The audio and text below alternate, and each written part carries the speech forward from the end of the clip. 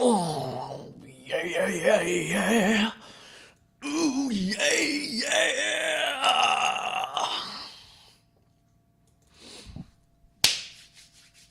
Let's turn off Mr. Disc Cock, Mr. Cock Cord. Let's turn off some other shit as well. And this one I need to turn off with the fucking task manager. S S S S S S S S S S S S S S S. Where's S? There you go. No, this one.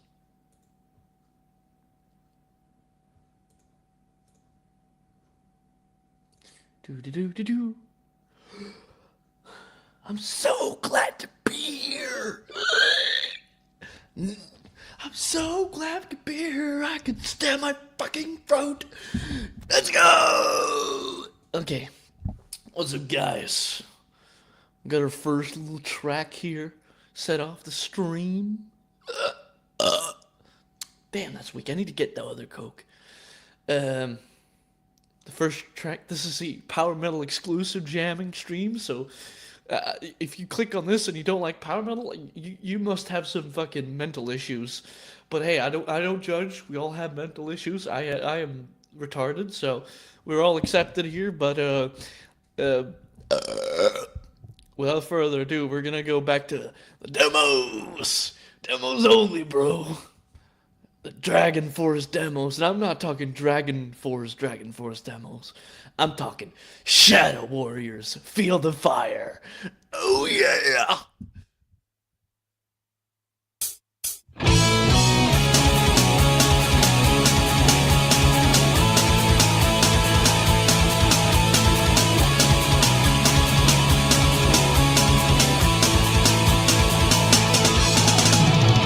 Across the shadow mountains where dragons fly, with sound of the thunder across ancient skies. The ninja warrior right on for the fight. He stands alone and raises his great sword to the sky. Standing strong together, marching forever on. Fire in the heavens, now that our time is gone. We feel the fire burning bright in the night. Where the warrior lives and the warrior dies. Wherever you go, we will be by your side. For the spirit of ninja will carry the night. The sky turns black, the nightfall appears. The people of the village are on in great fear. The evil all around, the sound they will hear will not be for longer. The time it is near. Standing strong together, marching forever on. Fire in the heavens, now that our time is gone. We feel the fire burning bright in the night. Where the warrior lives and the warrior dies. Wherever you go, we will be by your side. For the spirit of ninja will carry the night.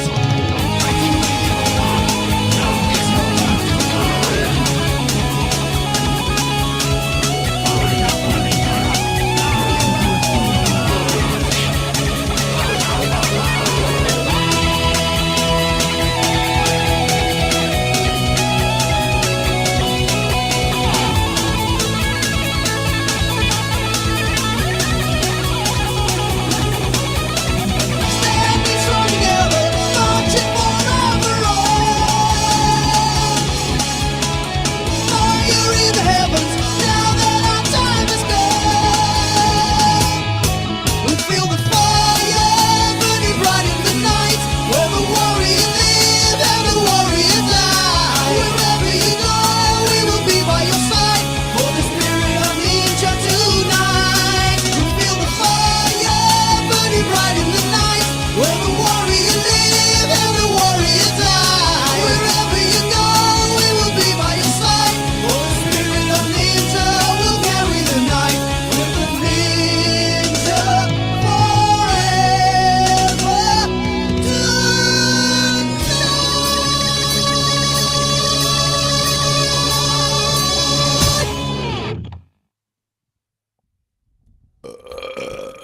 Oh yeah. That's how that's history right there. I might have fucked myself in the ass there. Hold on. little accident, happens to the best of us. But yes, that is the start of. I don't know if that's actually the start of Dragon Force. I don't know if they formed after or before, but I think it was before. So that should be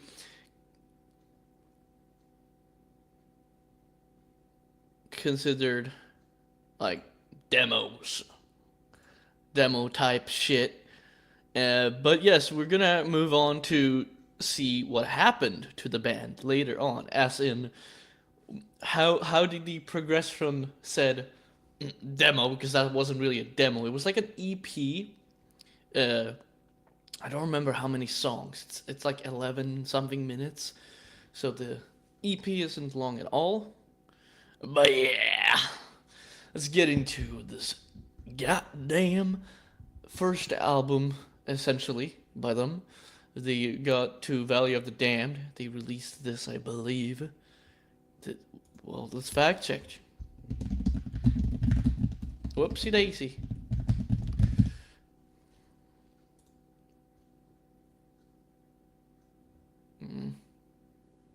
Doesn't say because it's a reissue. Hold on, let me see.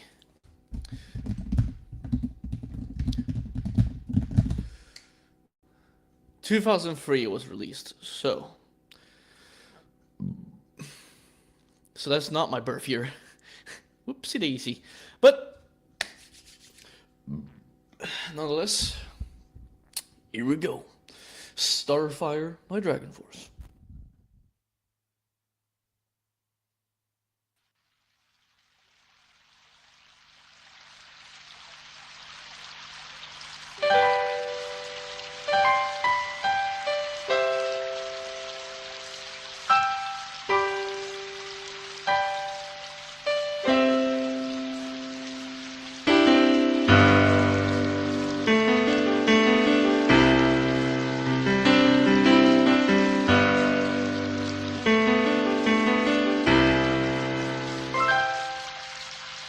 Outside on a winter's night as the rain begins to fall, there's a chill in the air and the howl of the wolf while the rain beats at the door. 7 kings will ride on the wind up towards the mountains high, and the only sound that will break the air is the warrior's bitter cry. Well, the dawn of a new day, you'll see the land of the strongest eyes for war, and the warrior stands on top of the hill in the sky.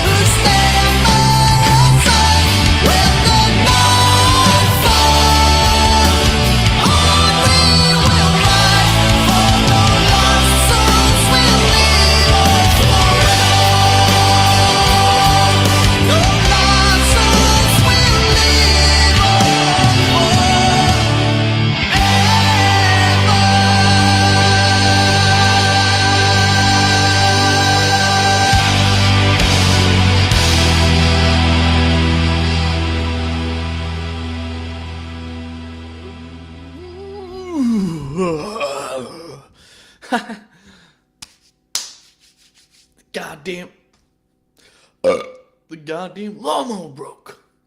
I understand that it's a mirror, so you can actually read the text. That's Cannibal Corpse. I understand now. I don't understand, however, why it didn't do that for my interview with podcast with Mr. Concrete. Mr. Concrete, that's his new nickname. What's good, Mr. Concrete? What's that? Is that like... You can see my TV, like, reflecting, I think, on here. That's the TV. That's cool. But yes, that was, in fact, the start. I did include some more Dragon Force here, and this is one of those more quicker streams in terms of, like, talking. I'm not going to be talking a lot in this one, hopefully. Unless some people come in here and start chatting, which is very likely. When people start chatting, they start fucking... bringing them grinds out, grind words, and the grind talks a lot when he starts talking. So we're gonna go into the second album era, in which I have 2 songs from by Dragon Force, and for the third album, then I have 1 fourth album song, and then followed by some various tracks that are not Dragon Force. So there's 1, 2, 3, 4, 5 Dragon Force more, and whether you like it or not, that's gonna happen. So, without further ado, this next song is "Soldiers of the Wasteland." Lottmeister Missing Out.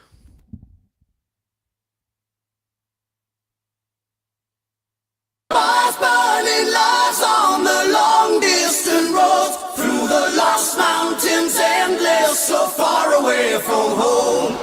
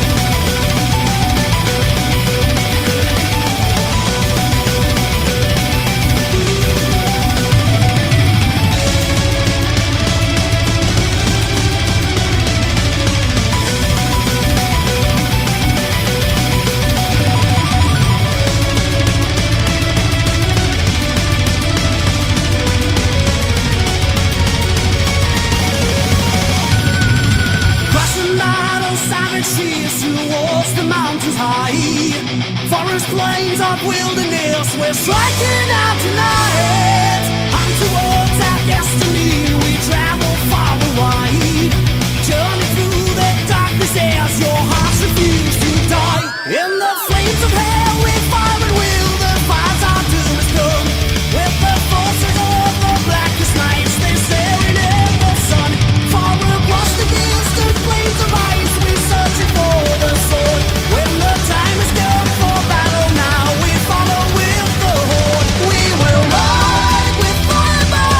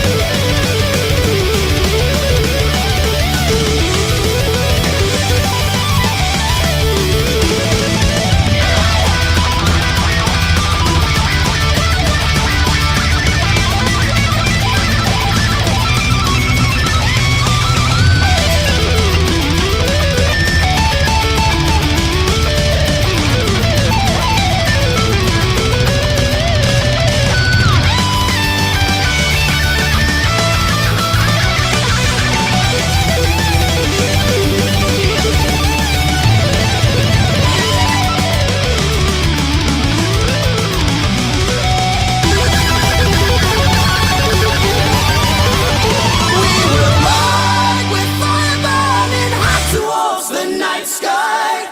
In a land of long ago, forever in our souls. Fly on wings of shine and still a burning so bright. In ancient lands our warriors, we're riding on again. Burning fires, burning lives on the long distant roads. Through the lost mountains endless, so far away from home. Warrior soldiers forever, we fought long ago. We're all lost in the darkness, so far away from home.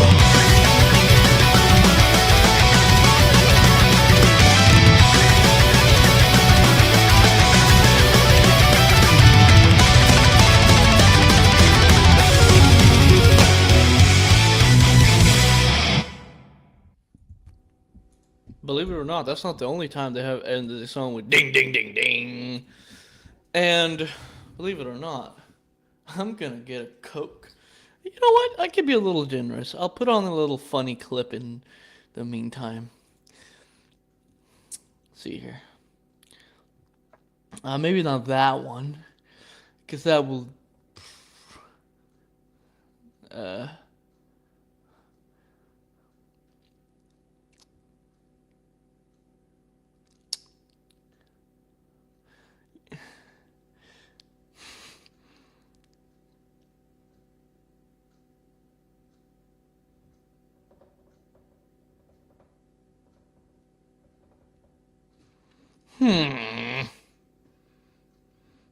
How long is this one? No, this one. 6 seconds? What the fuck? What the hell? I can't do shit with 6 seconds. Hold on. I need to find some goddamn. What is this? Is this J-Dog? Ducking the dog? Hello? Are we ducking the dog? No. That's copyrighted. Who knows? No, maybe not that one. Hold on, buddy. Hold on. Gotta put on a funny average date. No. Not that one for sure. What the fuck is this? I'm trying to find a funny clip here that I can put when I'm getting Coke. Oh, you know what? This one. Let's do this one.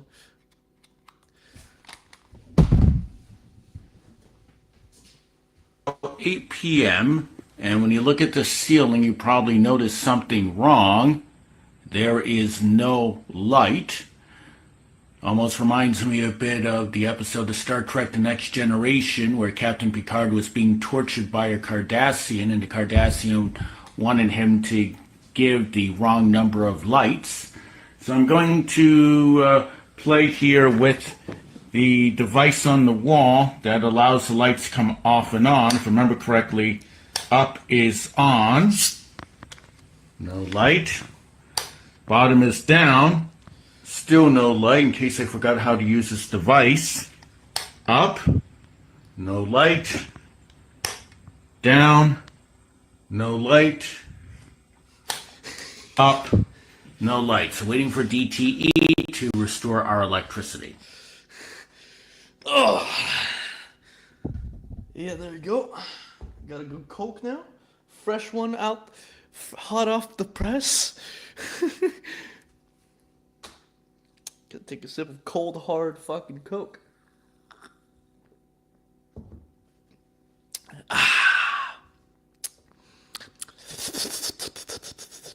My cafe sends it home in a stretcher. Anyways, it's time for a little bit of another track here from the Sonic motherfucker Diarrhea Storm album, Firestorm, in case you have to give a fuck. This one's called Above the Winter Moonlight, and actually the piano part before the solo. If you think about it, if you were a gamer like me, you might know the game Toho, and if you listen to the piano melody before the guitar solo, the long little piano instrumental, it sounds like it should be a Toho theme. So, nonetheless, here comes Above the Winter Moonlight.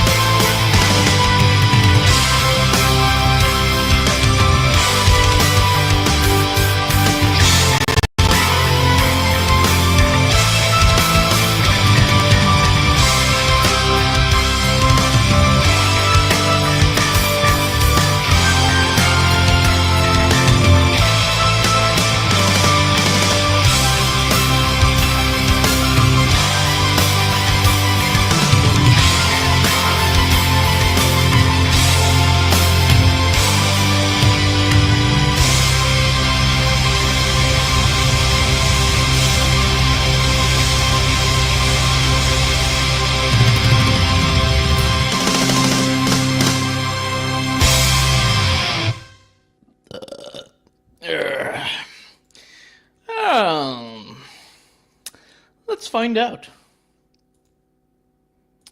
As one wise man said. I was thinking actually which one's the fucking motherfucker. I don't know actually if this one's shorter or long. No, it's definitely shorter than this one. The one we just played. But yes, of course, we're going back to 2006. So that means from 2003 to 2006, they released 3 albums. That's pretty good. Consistent.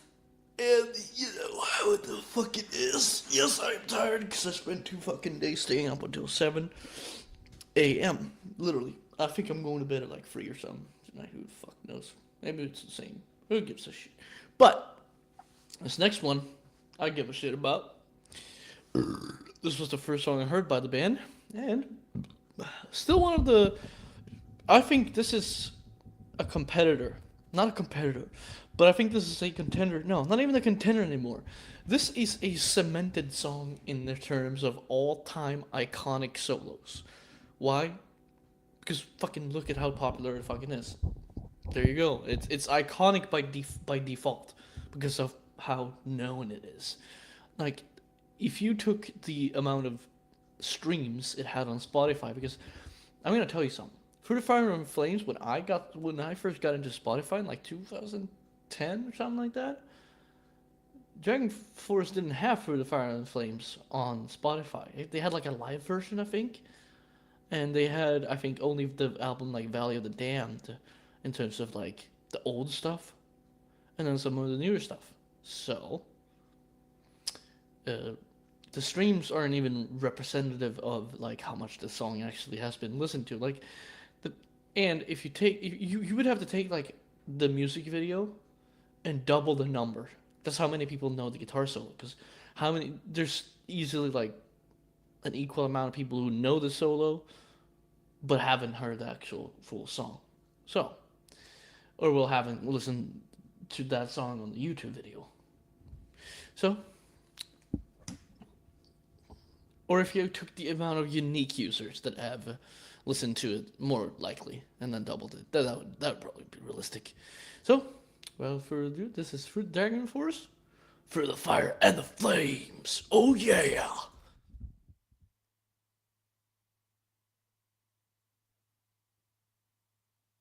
Thank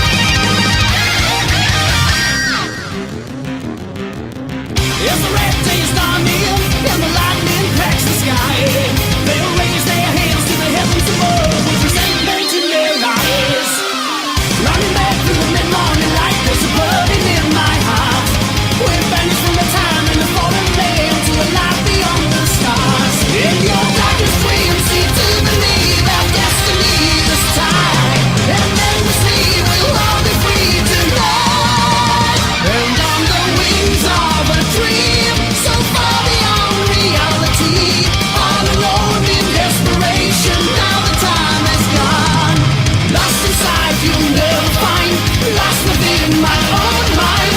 Day after day, this misery must go on. So far away, we wait for the day, for the night's also wasted and gone. We feel the pain of a lifetime lost in 1,000 days. Through the fire and the flames we carry on.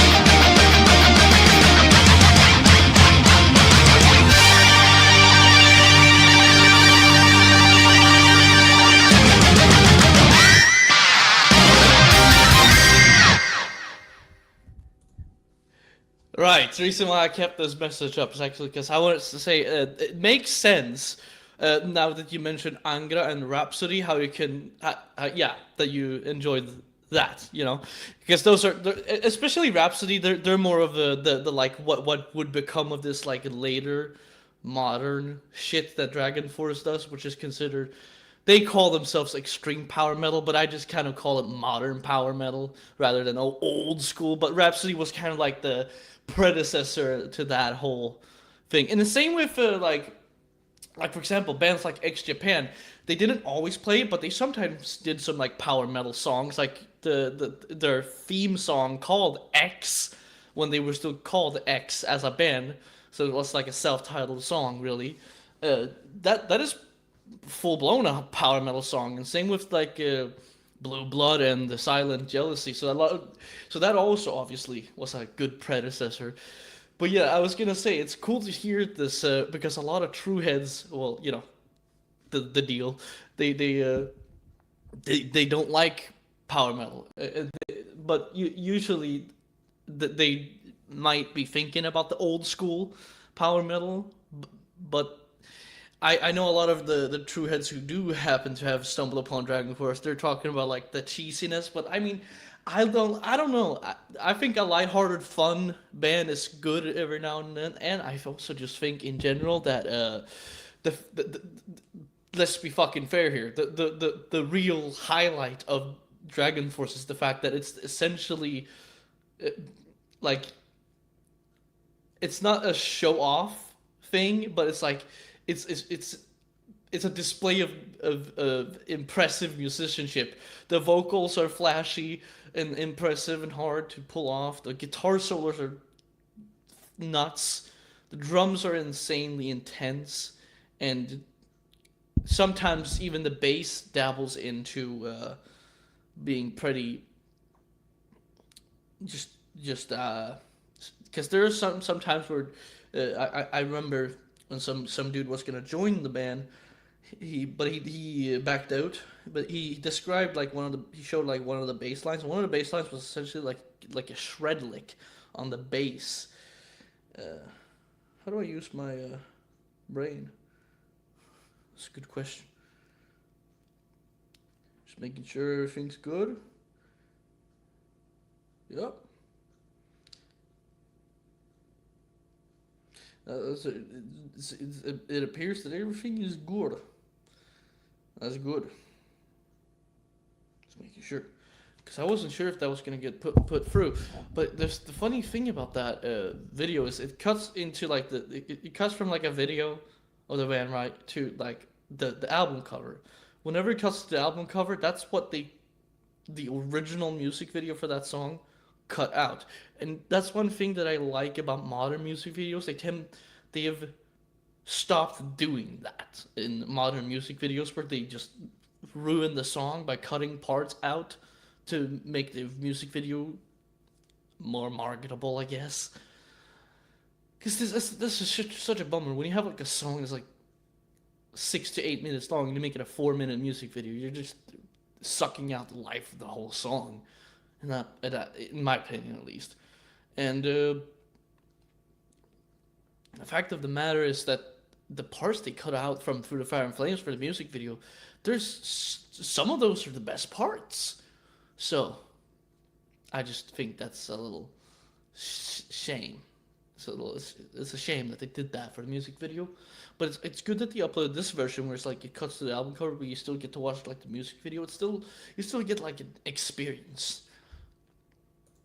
But nonetheless, we're going into the second song, which is on this album.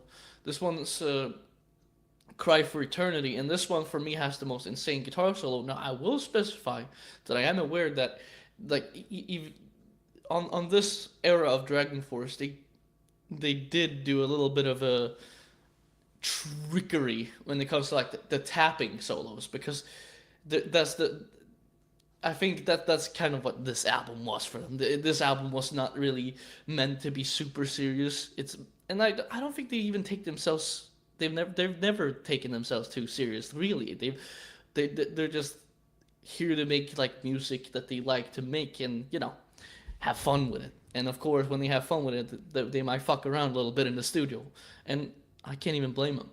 But I think the tapping solo in this might be a little altered, because unless you're the Flash, you're not gonna be tapping like this, like in Cry for Eternity. But I don't know how they recorded it. That's the only thing I don't know, because it sounds really like well made, and like this is. I know it's like we've had technology for a good long time, but They recorded this either in 2005 or 2006 because it was released in 2006, right? So I don't know about you, dude, but in 2006 we didn't really have like the modern like tools to make it sound natural when like, you know, for example, speeding up or slowing down something. It doesn't. Back then, you had to work to get anything like that done. So I don't know what they did. It must have been like playing it only slightly, because I know they can play almost that fast as the tapping in this solo, but just not as inhumanely, I think is the correct way of saying that. Fast, not as inhumanely fast as the one in this one. What's a good example? Fury of the Storm. That's close. It's not super close, but it's a good example in terms of like their actual like full on tapping speed. Like they're still like insanely fast guitar players, but it's like, yeah, they did a little studio magic, but it sounds cool, and it's Dragon Force, so it's not meant to be fucking taken seriously in the first place. Anyways.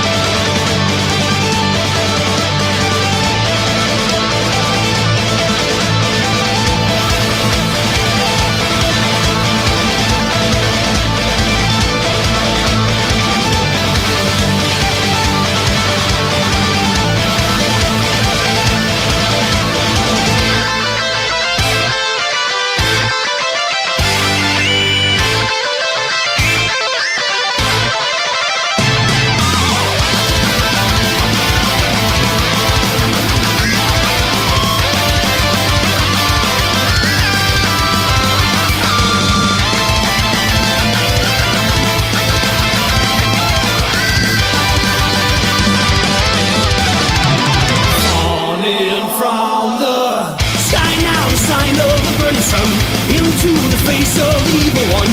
Nowhere to hide now, we're on the run right before your eyes. We're watching, we're waiting, our souls are forsaken. The sign of the warriors, the evil will rise. Through the fire and the blood, breaking the chains, into the night we go. Time to burn, time on the sled, sometimes the death we know. Our steel will shine forever through the night and blood and red. We'll see them face to face, it's time to rise again in everlasting light.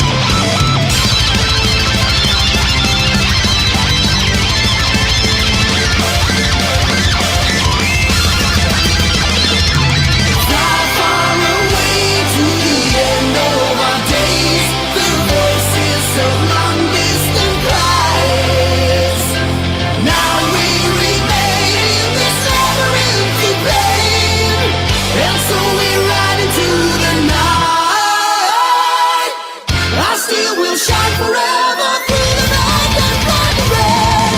We'll see them face to face and start to rise again in everlasting light. Fly free for what we believe. 1,000 hearts bleeding the eternal dream. Feel me, the touch we all need. So silently now they will kneel, cry for eternity.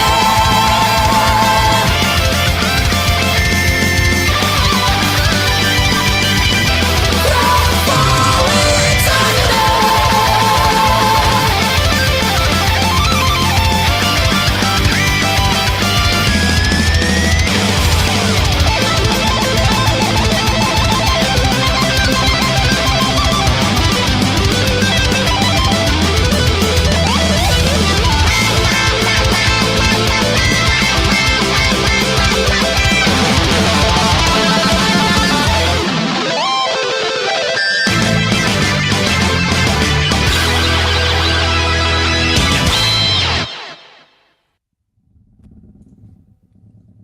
Yep.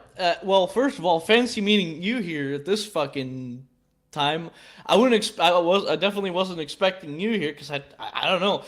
I could be wrong, but I didn't. I can't even speak English at this fucking point. Probably because the Coke's getting to me. The Cuban Coke. No, the American one. Actually, not cocaine though. But yeah, first of all, I didn't.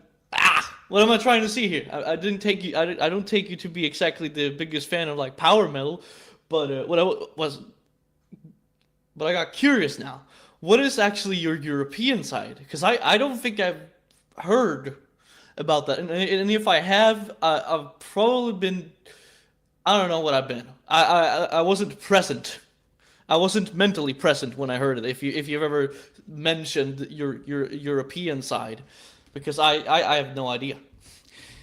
Actually, surprisingly enough, it is. It's a fact. It is midnight. Afnar's playing live, cooking up them spaghettios in the microwave, as usual.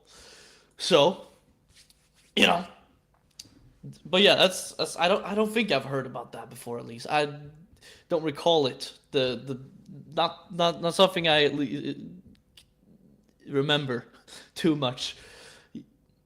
Okay, that's quite. I mean, that covers a pretty good portion as well, because like I mean, Germany's pretty big.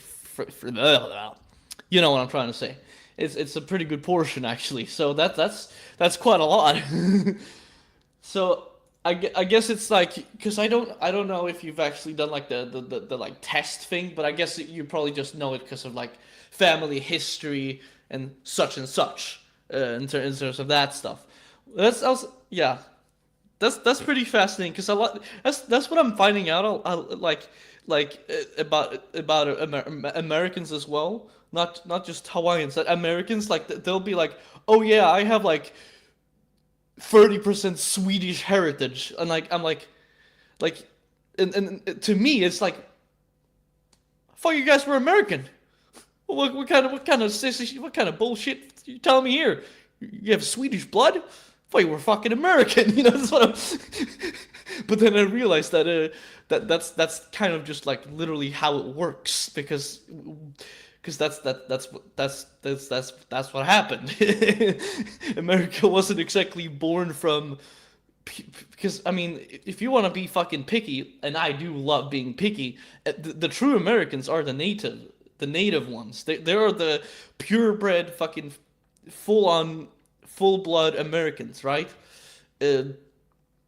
See, that's what I'm saying. It's not even the first time I've heard that. I've probably heard that at least 20 times in my life, in the last 10 years, because I guess that's when I started talking to people. Because I think for the first years, because I learned English, like I told this to Concrete Spew, I did like the way I described it is that it starts as like a interview question in quotation marks, as in I ask him a few questions, but then really it turns into a podcast. It's in the sense that I'm not sitting there and being like, yeah, bro, how's the tour going? He's not exactly a touring musician, but but I'm not asking like all about like music and stuff like that, and not even like all about the channel. Like we literally started talking about cars, car meets, and like the like I think it was like in Detroit or something like the cruise. I forget what long length of road it was, like a cruise that goes along some big ass strip there or something, and we like so we talked about fucking that. We even got into cars because I mean, shit, that's another passion of mine. Could go on for fucking hours. Uh, yeah, I guess that also makes sense because of the Vikings. You can thank me for that. You can thank us for that. That we kind of did that. We sailed the seas and well, raped and pillaged, as they say. That's just kind of what we did. My bad, I guess. You know how it is. That's kind of just that's just the history. Can't really do much about that. We were under the guides of Odin and Thor to rape and pillage the lands of the world. I mean, I wouldn't be surprised if that shit lies in our blood since Pangea. But yeah, let's see here. I don't think I have many left. Well, we only have one more Dragon Force Toonski left. That's probably for some people that's gonna be a fucking relief, because I've played a bunch of shit from them. Because I kind of wanted to do this like with other bands as well, like almost a full stream of just playing one band like this, and also trying to keep the yapping in between songs a little down, because when I do my usual streams, they're kind of like a radio show in the sense that it's a live stream radio show. So I just kind of pick from what I usually do is I like for preparation, right? I download 5 songs because I know even with like the usual 5 songs, and I realize also now that I usually stream on like Saturdays when people are home and not at work, and I realize this now. But today was I had a little change of heart, because I wanted to stream on this Friday because I just got this spark of genius. But yes, yeah, I can see also that they do that. But I mean, I think it depends. Like if you're doing what the fuck am I trying to say? If you do that like test and it's like you're 50% something else than American, okay, I think you can at least like honor that in a way, just be like, yeah, this is I'm half this, just something like that. But yes, I appreciate the hello, and it's not like I'm just playing Dragon Force. I try to play other stuff, but the thing is that I pick so much that the other stuff I'm playing is like 1, 2, 3, literally 4 songs, because otherwise this stream is gonna go on for a lifetime, because let's be fucking real here. Have you ever seen a power metal song under 4 minutes, like a proper power metal song that wasn't like a little instrumental or a short ballad? I don't think so. So they're usually more than 6 minutes. So yes, but I appreciate the stopping by, because that's just cool.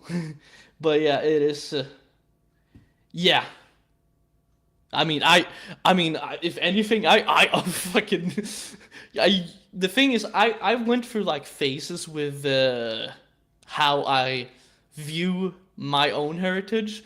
It went from, I think when I was really young, I think I don't know if I was exactly proud, but I was like, Sweden's cool. Like whenever, for example, if I watched like the Olympics and I saw a Swedish person in the Olympics, I was like hyping them up, despite not even fucking knowing their name. I've never seen their fucking face before. I'm like, oh yeah, Sweden. But that's kind of just like kid shit at that point. Then at some point when I learned English, I started hating on my heritage, because the more I learned English, the more I realized how fucking stupid Swedish sounds. Because the more I understand English and how easy it is for me to speak that compared to my own language now, the more silly my language sounds like a fairy tale to my own self at this point. It's just I can't take it seriously, and also I've started to hate, because I'm not a political channel, but I've started to hate where the country is moving. We're moving into something that's not what I stand for. I stand for, muscle cars, American fucking pure, what's it called? Pure fucking American V8 roaring fucking just gas hungry motherfucking cars. And they're trying to, and it's not just Sweden, it's the whole EU, but they kind of started early in Sweden with that sissification, wimpification, whatever you want to call it. It's a downgrade for sure where we're going with that. Like here's the thing. Let's be real here. It doesn't matter if it happens in 2050, 2163, or 5130. There's no doubt that it's, as humans, at some point we're going to just fuck everything up. And either we're going to fuck everything up to where organisms have to start from scratch, or we're going to fuck it up to where the fucking just whole planet just, it doesn't matter when we do it. It's a surefire fucking thing to happen. And I don't say that as in like a political statement, but I just believe that it's too much ingrained in our human nature to destroy and try to take over things, that it's gonna get to a point. And whether it happens 2050 or, like I said, the exaggerated year from like 5,000 whatever, it's bound to happen eventually. I'm not exactly, but I'm not sitting here worrying about it either, because I don't think it's happening tomorrow. Now, if it did, well, shit. At least I gotta listen to some good music before. My outlook on like life isn't exactly the most ideal. Like, I mean, you could consider it dark, but then again, I'm just content with where I am.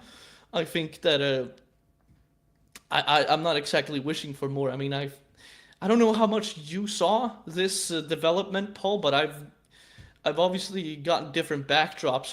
I think you've noticed in the last stream, but I have my own apartment now, to say to get the point across. And I mean, at this point, I've pretty much checked off the like bucket list of what to do. Oh yeah, I forgot. I wasn't even I didn't even get to what I was supposed to say. This is why fucking streams end up being 3 hours long, with 5 songs being played in between. Yeah, that's it. Let's just say that it's nice not having to deal with my dad's woman anymore. I can say that is for sure. My dad is the sweetest, most like pretty much the kind of like overprotective dad, but in a heartwarming way. But his wife is the reason why I'm here. Because I couldn't keep my mouth shut anymore. Essentially, what happened? I couldn't keep my mouth shut, and then the whole thing where she kind of forced my dad to tell me that hey, you're gonna have to call the like social workers, say that you're being thrown out, but I'm not actually being thrown out, but that's what I'm having to tell them. And then we ended up here. And if anything, I think that was the best thing that ever happened to me, because now I can live stream whenever the fuck I want. I don't have to whisper at 7 p.m. and I can just, I could just walk around the whole fucking apartment plinking my guitar. Now, of course, I had to be a little respectful of the neighbors, but it's a fucking night and day change. But yes, the whole thing, I think it was probably like 2016. I started being like super like cynical towards my own heritage. But in 2016, I didn't even explain this to Concrete Spew in my video with him. When I was also going to get to it, like, because I was going to tell him that I tell people that I got into metal in 2016, right? But that's not really the full story. I only say I got into metal in 2016 because yes, it's true that it was metalcore and deathcore that got me there to where I was actually starting to. It got me to the point where I was actually starting to be interested in looking for stuff myself in that sense, because I was playing Guitar Hero and I started listening to Avenged Sevenfold and Trivium. Those are metalcore bands, but they still have guitar solos. That's why I like them. And while I do like some of the cringier metalcore and deathcore, I don't even think I've listened to the ones I've had in playlists since like at least 2020, I think, because that's when stuff really started changing, and that's gonna be explained too. But I say I got into metal in 2016 because that's when I started actually looking for music, not just listening to what I know about. But reality is, I got into metal way before that as basically a fucking fetus because my mom grew me up on. I know they're not metal, but she grew me up on Kiss. And here comes the metal part, and Iron Maiden, and stuff like that. She also loved Europe, Skid Row, and such and such. So I grew up on fucking Maiden, essentially. And, of course, Europe, they're the Swedish like band, right? Yeah, I know you don't, but I'm just saying because it's definitely not something I don't think even. Oh, really? What happened? Is that something that happened on your side or shit? I'm pressing all kinds of buttons. I'm just gonna. I'm frozen. What the hell? I'm frozen in place. What's going on? I look completely fine to me. The hell? Oh God. What's going on now?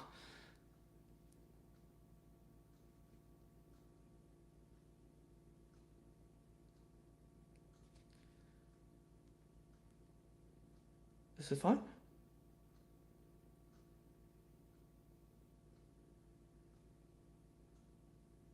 I think it's fine.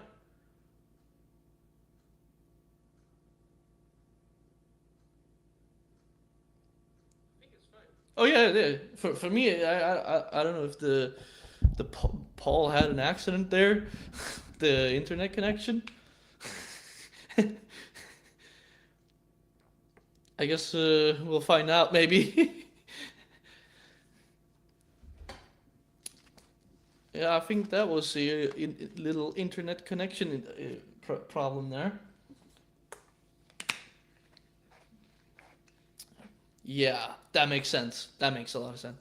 Yeah, I think something might have happened on your end because I actually went to check on my phone and it was completely fine. I don't know what happened, but beats me. I'm not there, so I can't guess. But yes, I don't even. Yeah, yeah. What I was gonna say is, I know you're not exactly. Uh, yeah, I mean that's almost happened to me a couple times when when I do it like straight out of the ball. Sometimes I accidentally fling it into my lungs so that somehow, it shoots up into. I don't know how that happens. Like I'm shooting it down my lungs and it comes up here. That happens sometimes. But yes, what I was gonna say is that I don't take you to be one of those people, of course, but I know it's not exactly something you listen to the whole metalcore thing. It's just I was getting to, but where the fuck was I getting with that? Oh yeah, but yeah. So the reality was that I actually got into metal thanks to my mom because when I was a little kid, she was blasting fucking Iron Maiden. Now, I mentioned Kiss because Kiss is kind of like the what's it called? Kiss once you get into Kiss, it's only a matter of time before you get into like Black Sabbath and the other stuff like that. If that makes any sense at all, I think it makes sense because even though they're classified as hard rock, they still have they still got the riffs to yeah, they got the facilities for like if you ask metal, like the early metal, heavy metal bands, if they're influenced by Kiss, I think some a good portion of them are probably.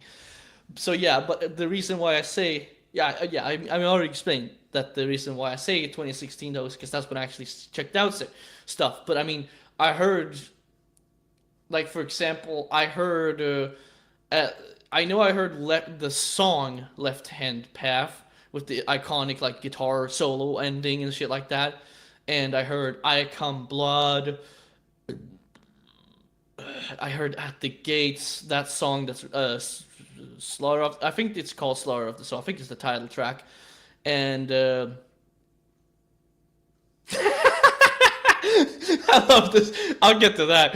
I love that. But yes, because I played the wait, let me, I GTA 4 had a hardcore uh, radio station. You might have heard of this before because I think I've explained this when I streamed with Lapolic. Oh my god, I forgot to put the actual.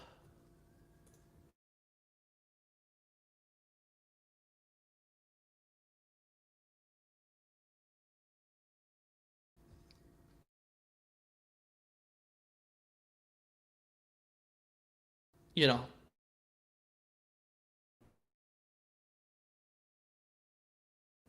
name in for that. Let's see, track track list. Here we go. So the original like just that's metalcore thing, and I heard it wasn't Left Hand Path. It was Game. Then it was they had Blood, Fire, War, Hate by Soulfly. Now I will say I have no idea what their other songs are like.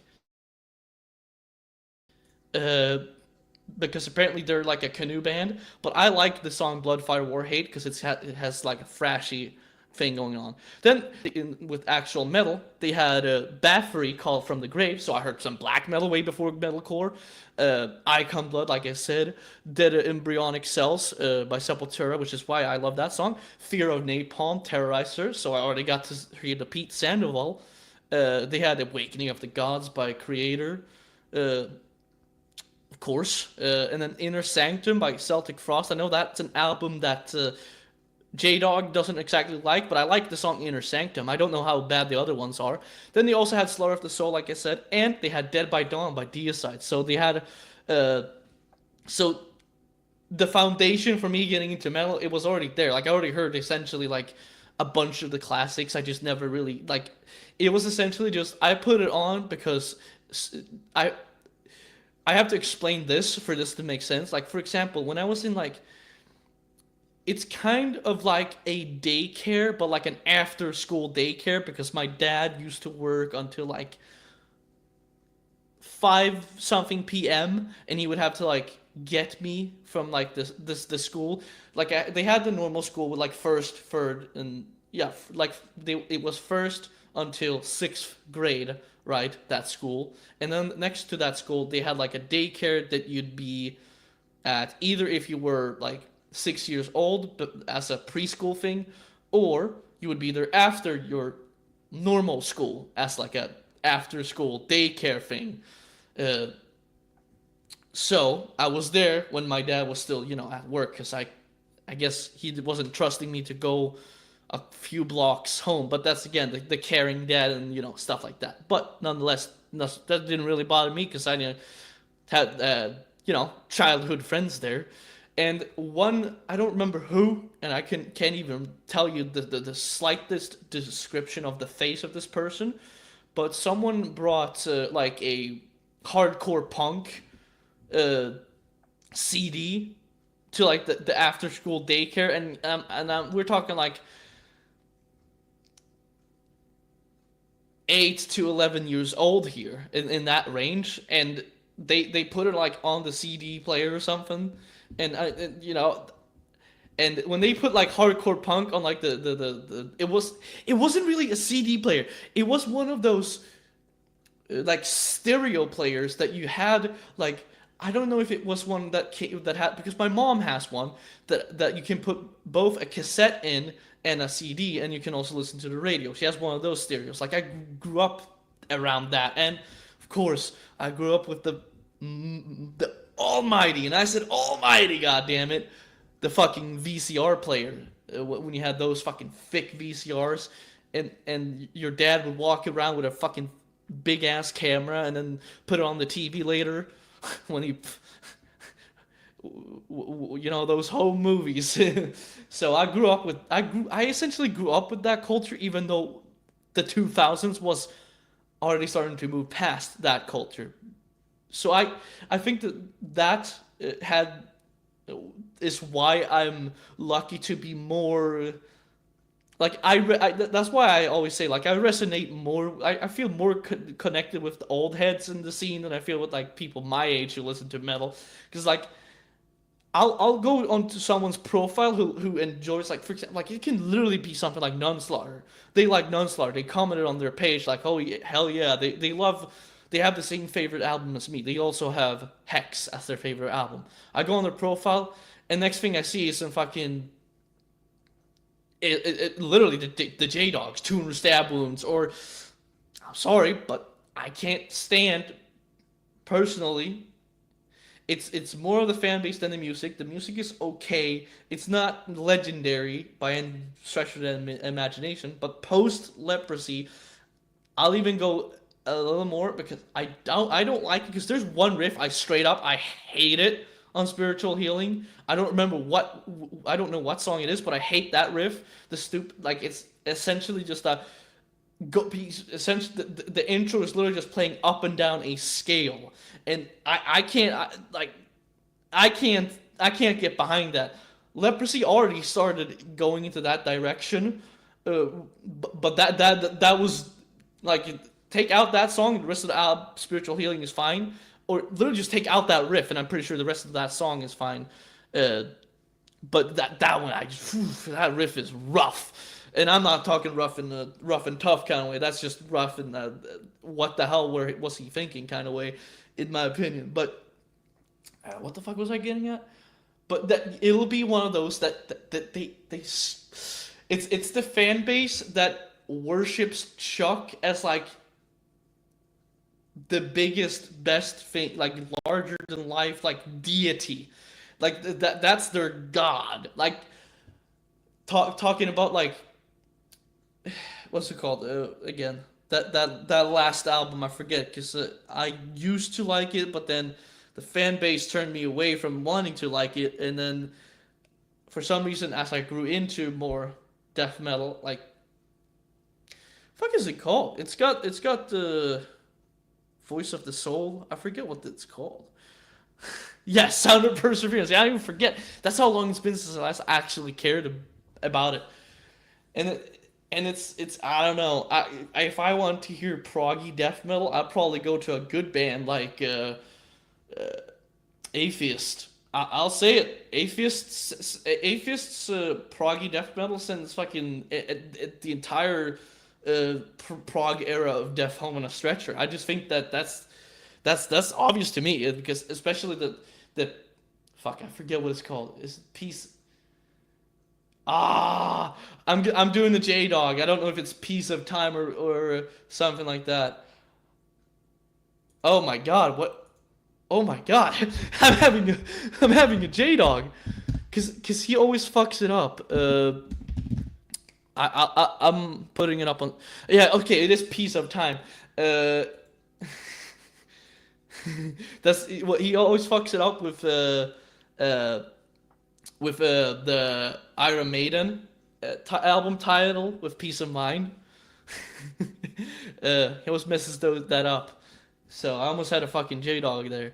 But yeah, that's for me, like, I wouldn't take it any less. I mean, that's the thing. That explains the very essence of why you love Slayer. Like, that is, they definitely lean in, like, on the riff, like if I think of like the riff band, some people are gonna say Metallica. Oh yeah, we actually get to what you said before. Like, some people think that Metallica is like the riff band, but let's be fucking real. The riff band is Slayer. Like, they are the riff band, right? Like, am I even slightly wrong? They are the riff band, essentially, like metal in general. Like for me, that is thrash in its purest form.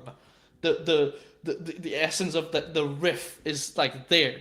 Now I will admit I think that the first thrash song, like thrash song, is "Am I Evil" by King. I always see this is what happens. They're called Diamond Head. For some reason, in my head, no pun intended, I mix up King Diamond and Diamond Head. Now, why the fuck this has happened? Like, literally, when I was a kid, I used to think that King Diamond was the singer in both. I don't know where that connection came in my brain as a kid. That's why I mix them up all the time. But yes, "Am I Evil" to me is the first like thrash song that like because it has to yeah, I don't even need to. And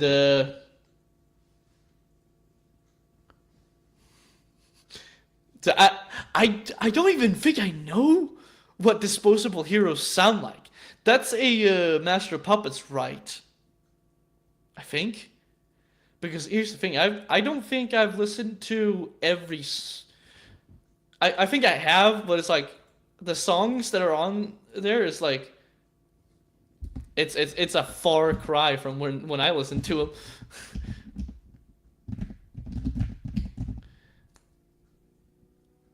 Yeah, okay, I knew at least what fucking album it was. Symptom of the Universe. I feel like I definitely have heard the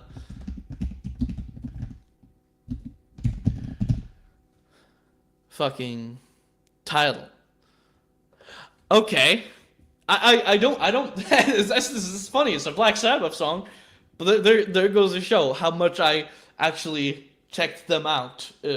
I will say like this, for me, Black Sabbath is Master of Reality, and I think the other two, but for me, mainly Master of Reality, because my favorite song they ever did, and that's not, and favorite song is it's an understatement for this one.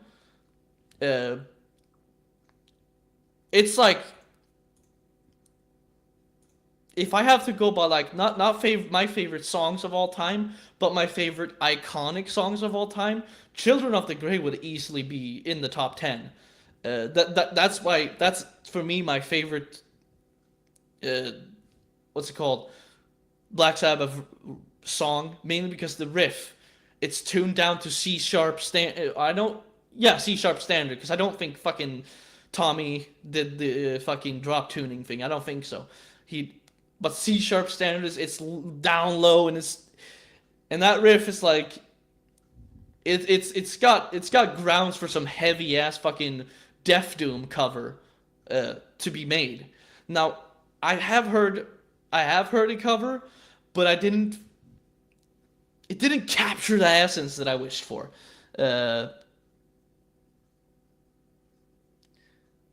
That is fun. That is the fun thing about all this. That we can actually hold this discussion without starting fucking, "You motherfucker,"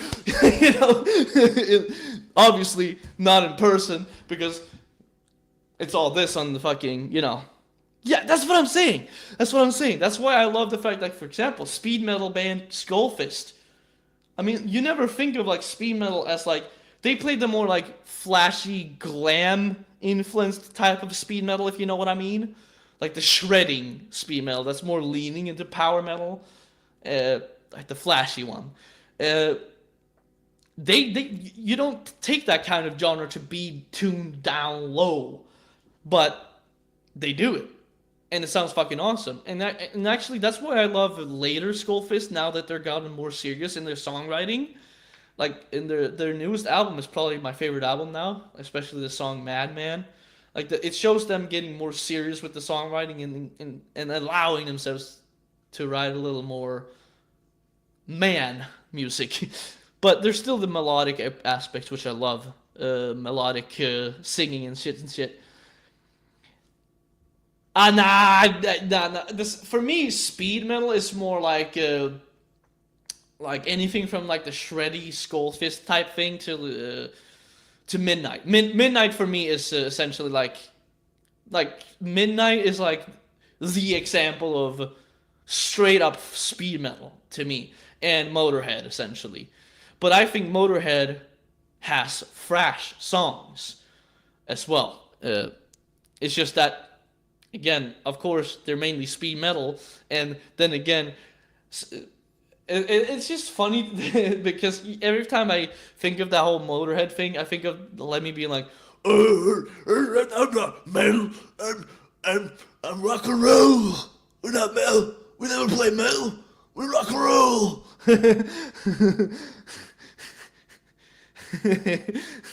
It's just funny. Imagine him talking about that. But yeah, it's but that's what essentially everyone was thinking. I mean, do you think Black Sabbath were thinking, oh, we're gonna play metal? No, they were thinking, oh, we're gonna play some rock and roll, and then they didn't. Then they did pretty much play rock and roll because they rocked and they rolled, but it turned out to be heavy metal later on. So but yeah, it can definitely be discussed. The yeah, definitely would see that happening. But again, I can't blame him. It's all the drugs. Speed metal, technical, melodic, Motorhead, Venom. I think in a sense I can see that, but Venom again, that's also like a speed metal, like also the speed metal thing. And then, like I said, Midnight, to me, Midnight is like, boom, there you have it. Like if I think speed metal, I think of Midnight. Like for me, that is what the speed metal sound is what Midnight is as a band, and I fucking love them. I think Midnight has actually become my favorite speed metal band as well. And the funny thing is, I didn't even listen to them until like this year, and I got into J Dog when was that? Was it? Now I don't remember when I got into J. It's around then when he was flipping canoes at the airport. You might remember that video, because that was the first video I think I went out to watch myself. I don't think it was a new video at the time, but it was the first one I went out to watch myself, like out of my way. It was flipping canoes at the airport. It's the only video he ever did at the airport too. Like that's the funny thing. Let me Google this. Goddamn shit. Yeah, pushing over the canoes at the airport. Varg claims to have knocked out a black man in prison? Question mark. And there's another example of a J-Dog title. Okay, so 6th of January. Yeah, so it was 2023. Again, like, so so it's been like a little over a year, right? So I got into his actual like videos and like watching. I didn't know his channel before April, because that's when I started actually watching. Because my boyfriend, he was in a Discord call, essentially like a whatever, essentially like the same thing as doing like a Zoom call, but he was playing this fucking guy on his I'm explaining it how it sounded to me. He was playing this fucking guy on his phone that was sounding like almost pissed off to me. Like I heard this guy saying, "You don't like Deicide?" Like he's like, "What do you mean you don't like Deicide? If you don't like Deicide, you don't like death metal." I'm like hearing this him playing this on his phone speakers, and I was like, "Who the fuck is this guy?" And so I asked him, like, "Dude, send me that video. That sounds fucking funny as hell." And then I actually go to watch that video. And the funny thing is, my boyfriend was the first person who ever clipped J-Dog, like in terms of like a J-Dog clip. And it was that clip of him saying, "If you don't like DSI, you don't like death metal." And the funny thing is, I started watching his channel before the sticker. Like before he started talking about the sticker on his channel. So and that was way before, and that was not way before, but before he started doing the channel T-shirts, like because that happened after the stickers, right? When his channel grew a little more. I think one of the newer videos at the time might have been the first King Fowley interviews as well, and the Exhumed interview, and so for me, what I'm trying to say here is this is about midnight, by the way, in case you happen to not remember what I was talking about. But so it's been well over a year, right? And he's definitely talked about midnight within that like time frame. So what's the deal? Because usually what I would do is whenever J-Dog said something like, if you don't listen to this band, you're a poser. Essentially, whenever he said that, okay, I was like, okay, I'm gonna get this, like whenever he says that, I go and give that fucking album, demo, EP, whatever. I go give it a fair chance. I was like, okay, if I'm post for not liking this, I'm gonna go check it out, give it a fair chance. And every time I've done that, I found something I like, because I don't think there's been a single like actual like suggest like thing that whenever J-Dog says you don't like this, you're a poser. Whenever I've actually went to check out the release he's talking about, I've never disliked it. I've always, at least, at the very, very least, enjoyed it enough to listen to it. And this is when we had the intro. Oh, so is that where we started doing like the whole intro thing? That's the case. That's funny as shit. Sell out poser. Some devils. Yeah, it's funny as shit. But it's just so. The reason why I never checked out Midnight in all that time, I think it's just a matter of who the fuck knows, really. There's no real rhyme or reason. It's just that I ended up checking out the ones that were older classics first. Like, for example, when I started watching J-Dog, I hadn't fully listened to every single Deicide album. I knew the first 3 Deicides. And I think I didn't... I liked the first 2 Deicides. And then when I got to Once Upon the Cross, I was like, this is more of the same stuff in my head. Because here's the thing. I think what happened is, it was 2021, I have to explain like this, when I got into Morbid Angel. And every album by Morbid Angel is like a completely different band. Almost. Not fully. They still have like like you can take a song from, not Illude, but you can take a song from Altars, a song from, yeah, sure, let's go with Covenant, and then take a song from Kingdoms Disdained, and there's still a signature way that Trey writes the like actual death metal riffing that is consistent in the way it sounds. The Morbid Angel sound is still like Trey writes in a certain way that can be identified, despite every album sounding pretty drastically different. Oh, he actually had I don't remember that, actually. I don't remember that at all, because I know I watched it when I saw the video, right? And, after. So, damn, that's something I have to go back to, actually, to refresh my mind on, because I don't remember it. But, what was I... Oh, yeah, with the Morbid Angel thing. So, I got into Morbid Angel first, right? And then I started checking out DSI properly, because as I told you, I knew Dead by Dawn already, but that's the first album. So, I checked out first album, thumbs up. Second album, thumbs up. So to me at this point, I think what's happened when I got to Once Upon the Cross is that my brain hadn't fully comprehended death metal yet, if you understand what I mean.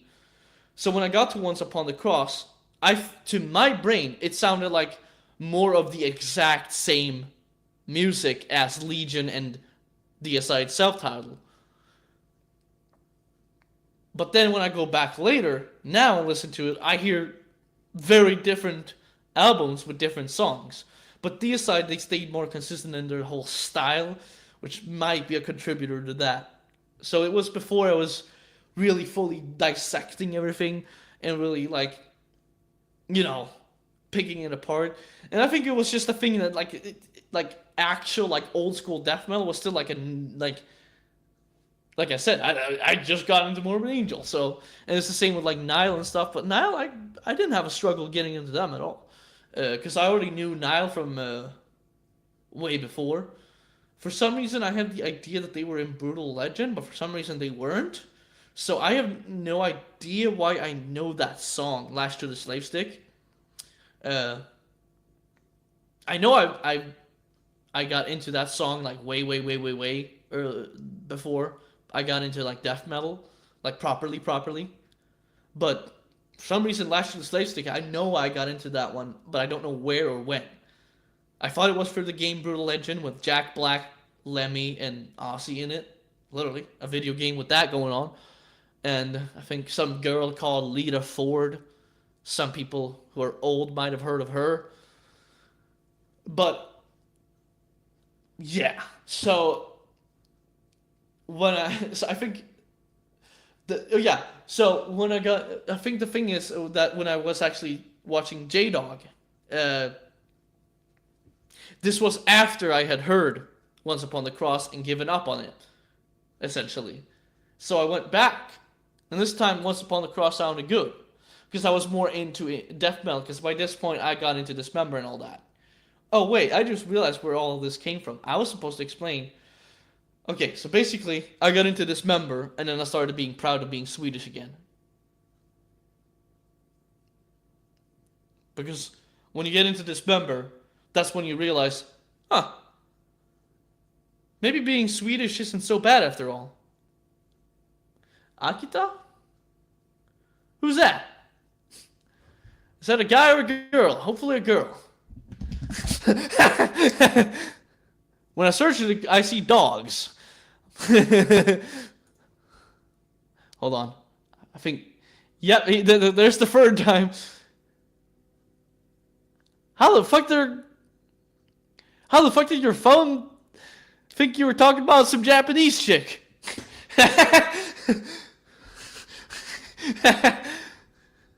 I mean, isn't no, I don't know now. Did she make that song? Okay, yes, she did do the song "Kiss Me Deadly." I'm just gonna say, when I saw that music video, I tended to agree with that sentiment. Was she actually in? Yeah. I think she was in... Yeah, so yeah, she was in Brutal Legend, yes. Yeah, when I saw that music video for Kiss Me Deadly, I agreed with that, Paul.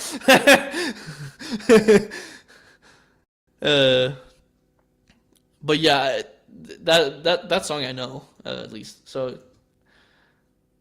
Okay, well, but that doesn't explain why it thinks that Lita Ford is Akira. Well, Impede, I know you're drunk, but that's a Suicide Grind conversation right there. Lita Ford and Glenn Benton could be mentioned at the same time, despite probably never having seen each other face to face. That's Suicide Grind for you. You know what we need now? We need a Lita Ford and Glenn Benton collab. That's what we need on the next Deicide album. Or we need a Deicide Kiss Me Deadly cover. That would be pretty cool. But yes,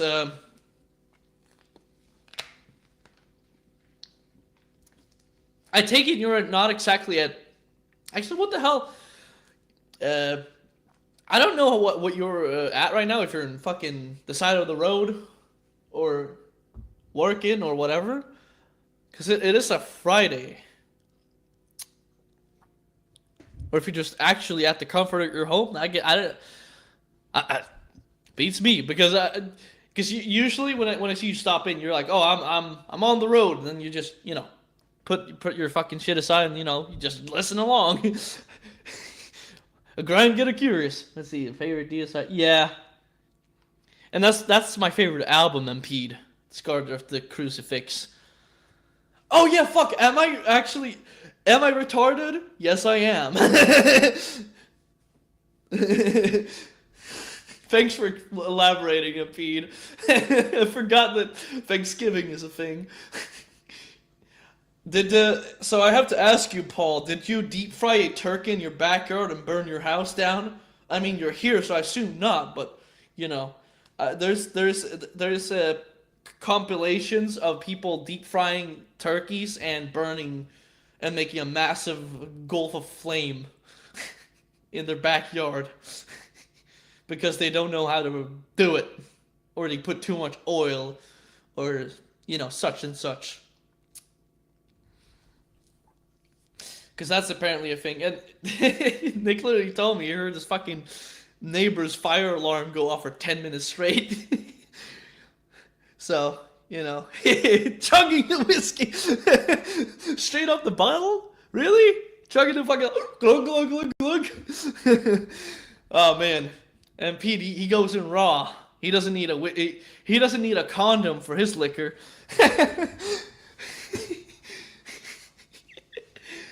A liquor condom is what I call. You know what I'm gonna do tomorrow? I'm gonna order a pizza and probably do a little bit of that. And I'm gonna buy a 2-liter Coke from the pizza place. And I'm gonna drink some more of the Kraken. Oh, okay. Wait, hold on. Whoops. Sorry, Impede. Didn't mean to expose you there.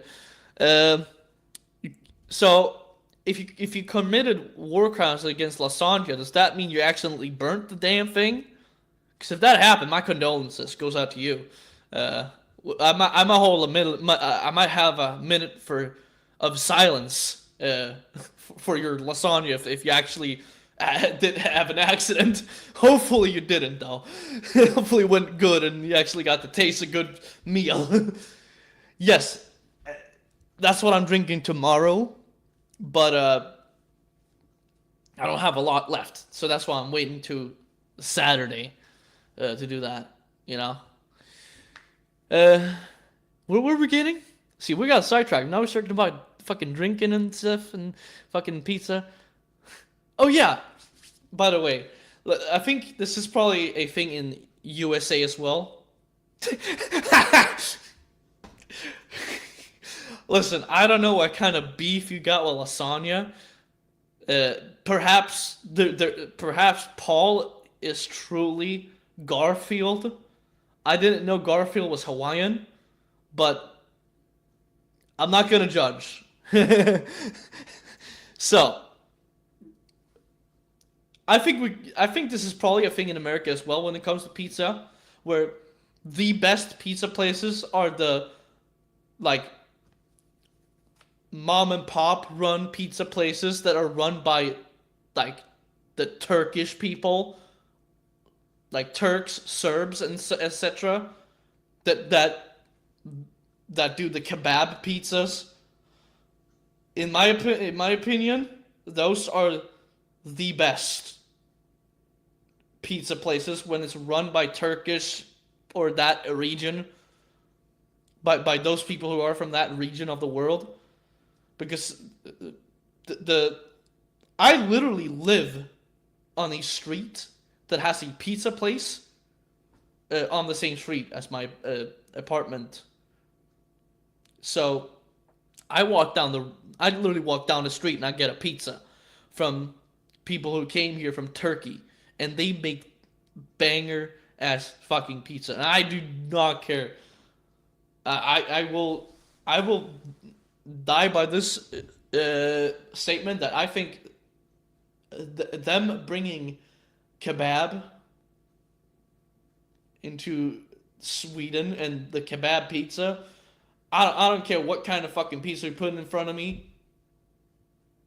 Nothing beats that. I like to see an Italian do that one. I don't think they do that. Dude, if I move to America and they don't have pizza places that do kebab pizza, I might move. I might fucking go back.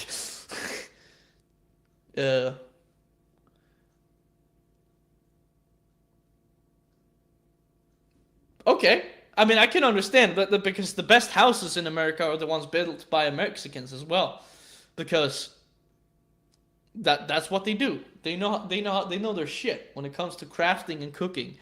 So I can understand. I can see why that's a thing.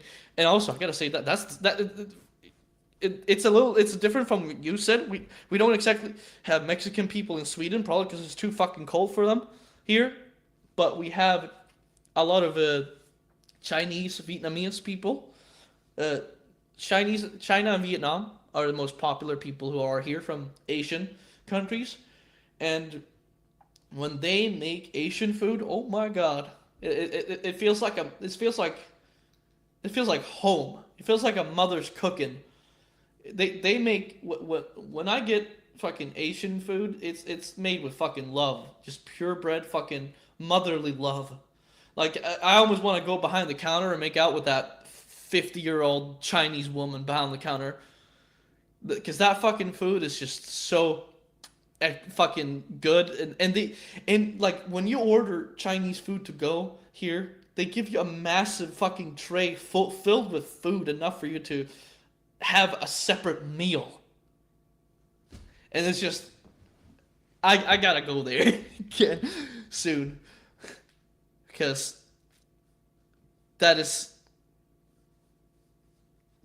just that. I don't think food gets much better than that. But yes, that is a fact. If a mature Chinese lady approached me, I don't know. I don't know if I'd be able to resist. I'm just saying. That has to be put out there. The honesty, because they know how to whip up a fucking mean ass fucking meal. But yeah, I'm gonna continue with my power metal now. Impede. Does Impede like power metal? Does he like shredding? Because there's a lot of shredding.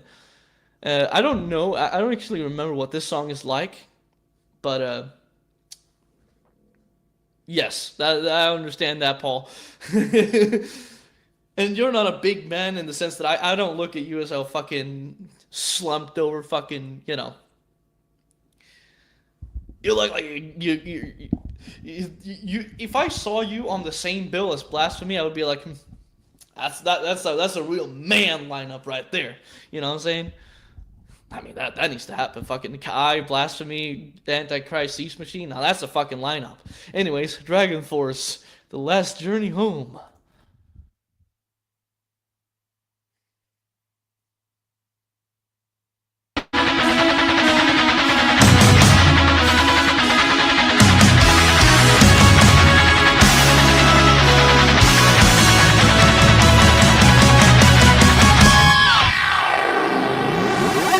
Strangers to reason, now bleeding hearts so cold.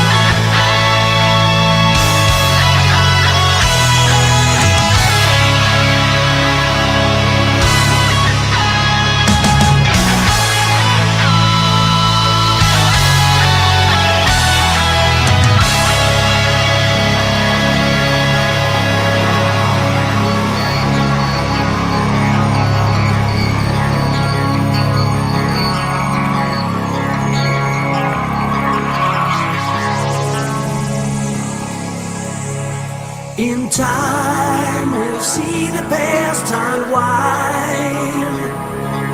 Alive, still wandering our fallen land. One more time, we stare into the blackened sky. For tonight, in our hearts now we feel. One last time, see our destiny revealed.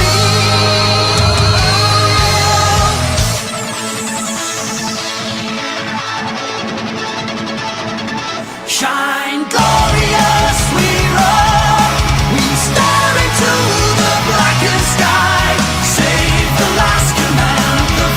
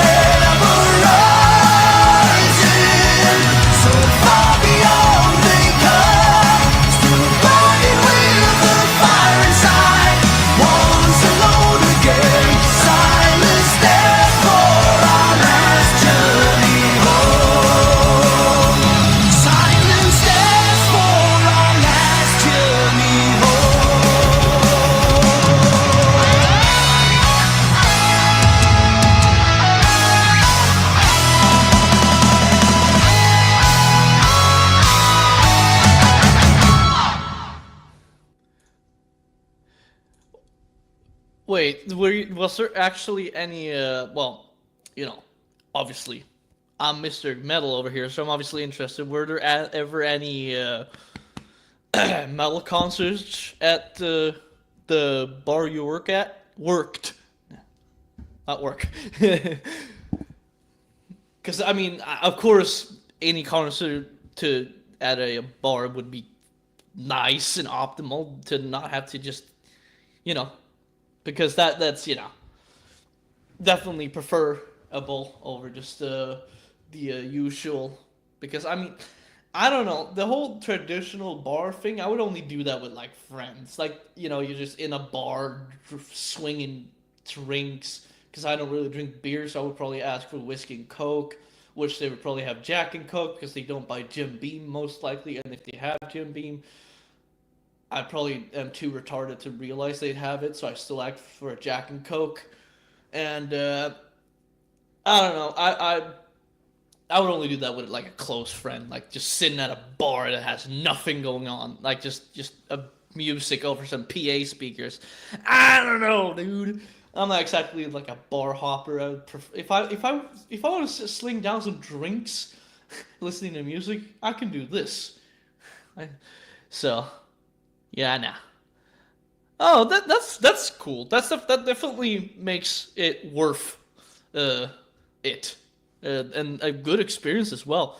I can only imagine. What the fuck? I only drank in bars when I was a kid at home. How did you manage to get drinks in the bar as a kid? That's what I'm most curious about in that case.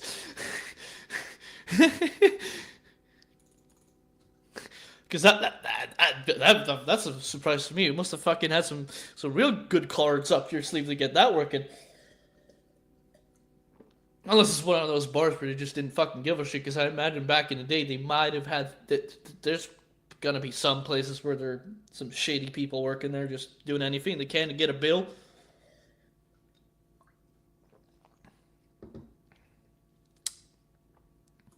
I see. I mean, hustle, ain't I right? Funny thing is, the only thing I got, like, literally, and this is not because I'm some saint.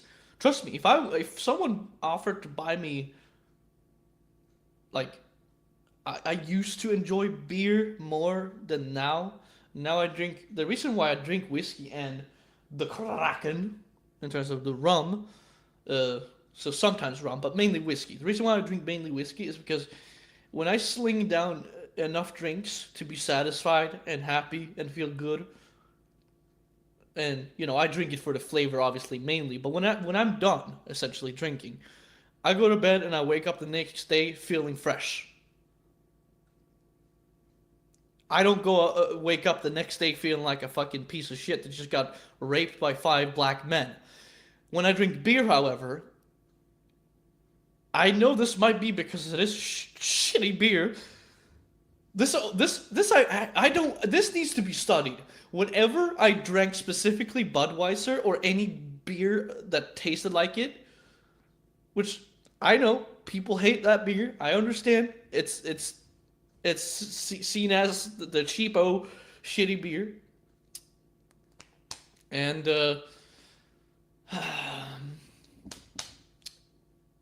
but having a stroke. I don't think I am having a stroke, buddy. Let me see here.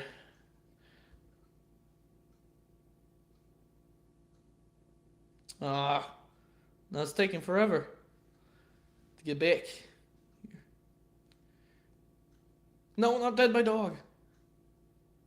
Oh, again, it's fine on my end. So I don't know what's happening there for you, Paul. Because I keep opening. I check. Oh, my screen's fine on my end. But yeah, I enjoyed Budweiser and similar beers, but that was not related.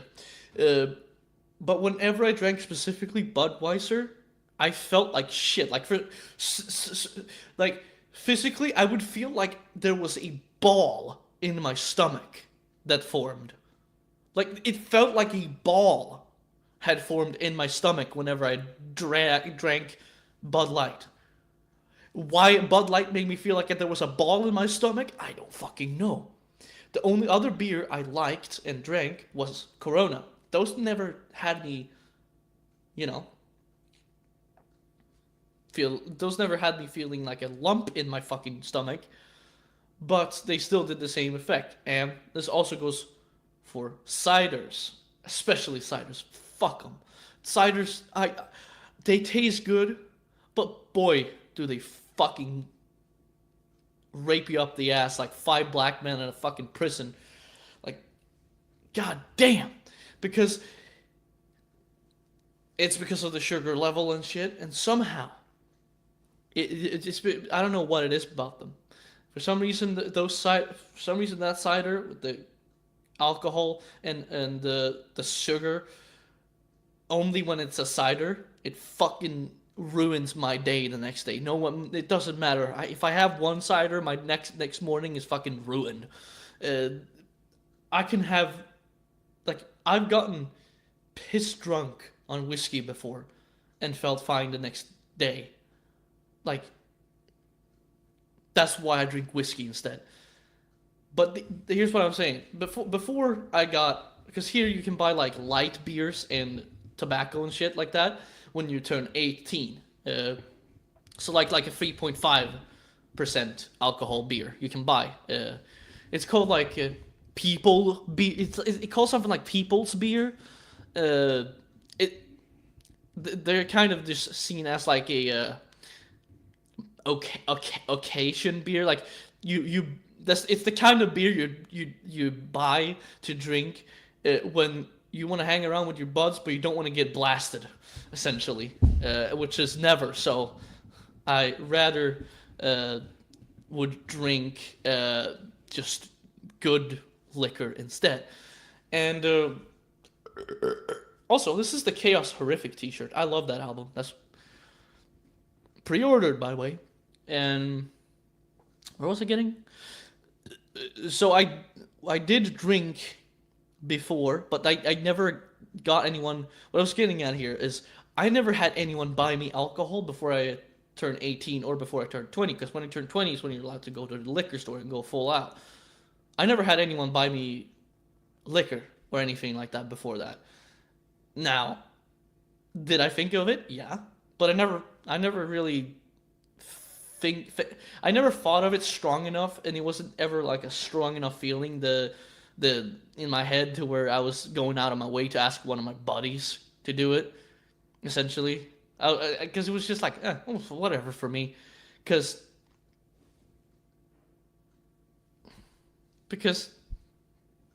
I just didn't care that much. But what I did have is this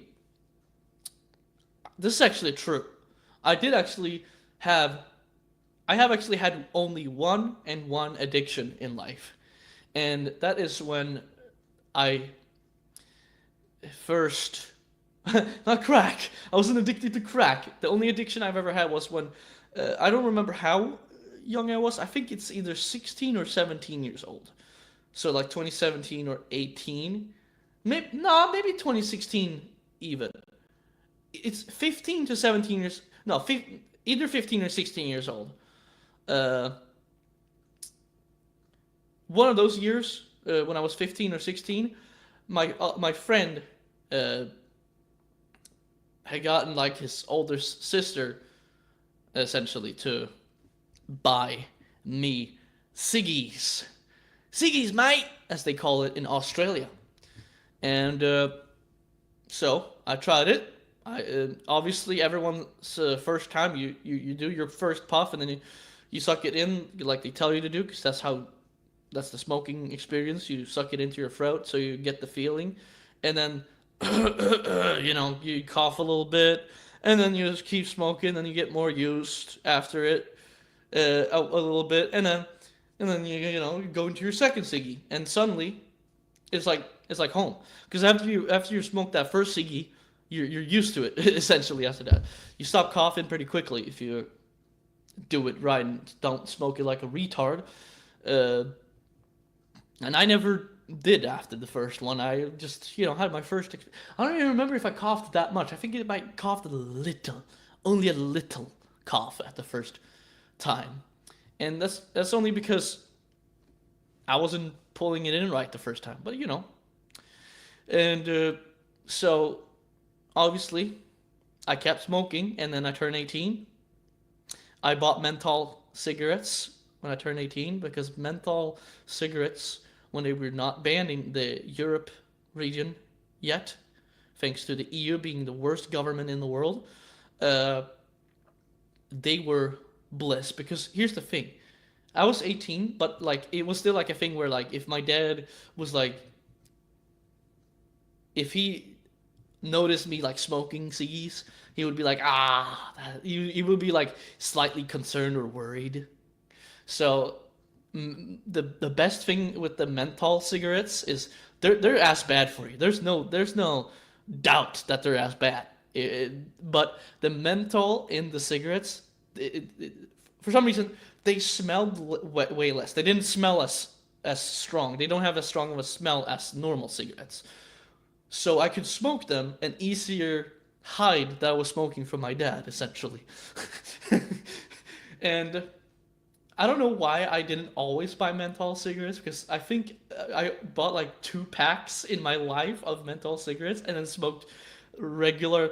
I can literally pull up right now. You want to know? You want to just impede want to know what cigarette Kim smoked in his years of being a nicotine addict, a ciggy addict?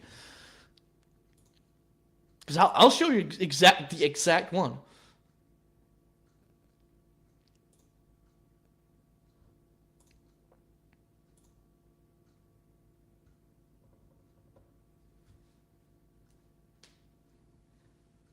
Let's just see here. Take a little sip here. A little drinky poo. See? Does impede want to see?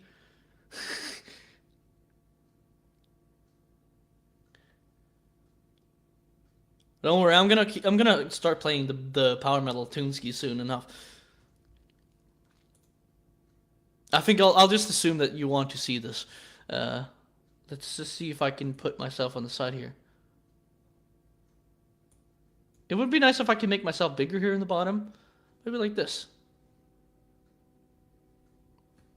Now you can see me. Here you go.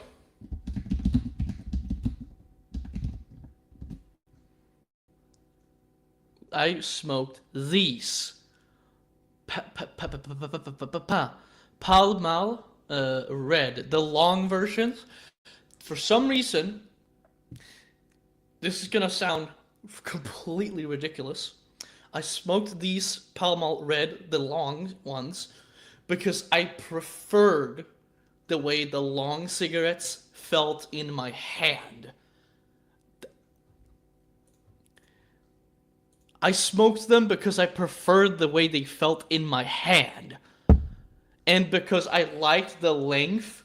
I like them long, essentially. And for some reason, because it took longer to suck it all in, it felt more rewarding because it took longer to like smoke the whole ciggy because it's longer. But it's literally like thinner, so it's like the same amount of tobacco as the normal, because the normal ciggy is like thicker. And shit, now I'm thinking about it. The more I think about those, the more I'm feeling like, damn, I kind of miss them. Like a smoker never stops being a smoker. Let's just fucking get this out of the fucking way here, because anyone who stops smoking, they're always gonna like if they had like a favorite ciggy, like I had with the Pall Mall Reds. If you have a favorite ciggy and you get out of smoking, you're still always in the back of your head. You're always gonna know that you like that one. You like this. Like you can't undo liking it. You can stop smoking. I stopped smoking. I haven't smoked in years. Well, actually, the funny thing is, I think, was it this summer or was it the past summer? Either this summer or the previous summer, I was going to make like a skit, like a funny little sketch video where I played a character that had gone out of jail.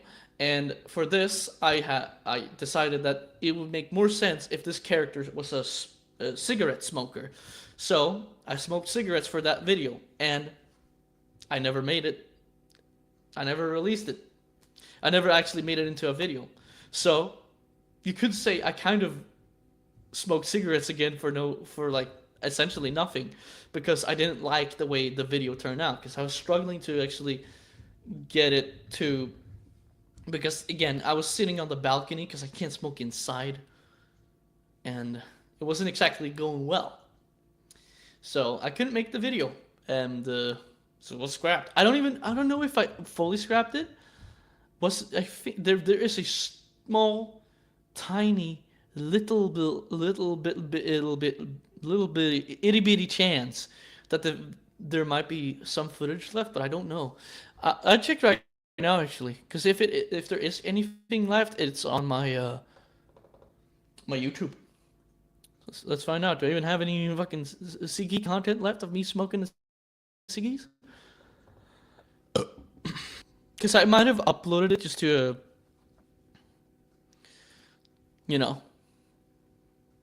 keep it in case I was gonna do it. Let's see. Is visibility if I like a little bit, don't mind. Oh, it's filter. This one and this one. Kraken. I have a song called The Kraken as well, which just wanted to let you know.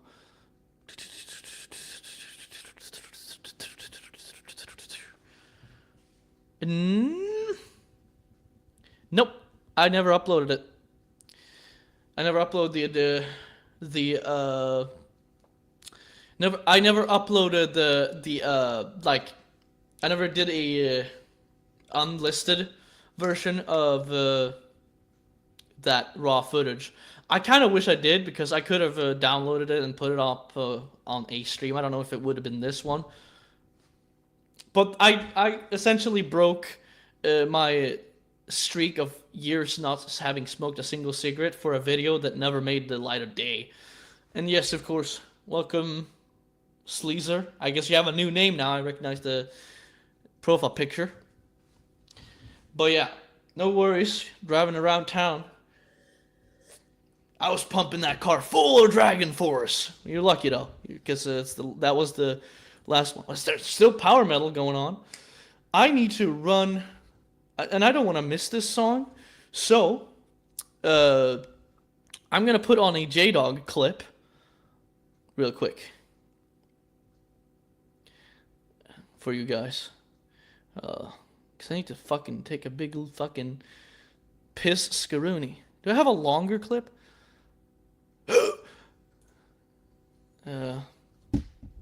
I'll just search MP4 like this. There we go. Oh, how about this? Let's put on Gazer. I don't know any names that rhymes with Sleazer. Actually, did I say I don't know any rhymes? I'm gonna find a longer J-Dog clip. Don't worry about it. What do you mean, Bubbles?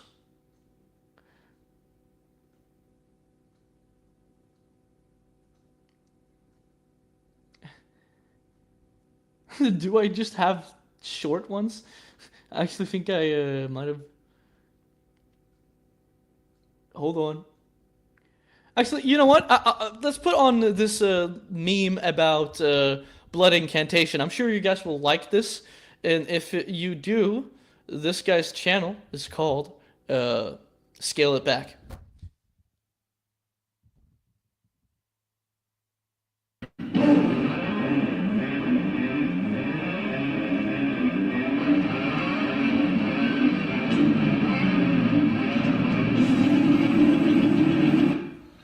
So let's talk about what that is right away.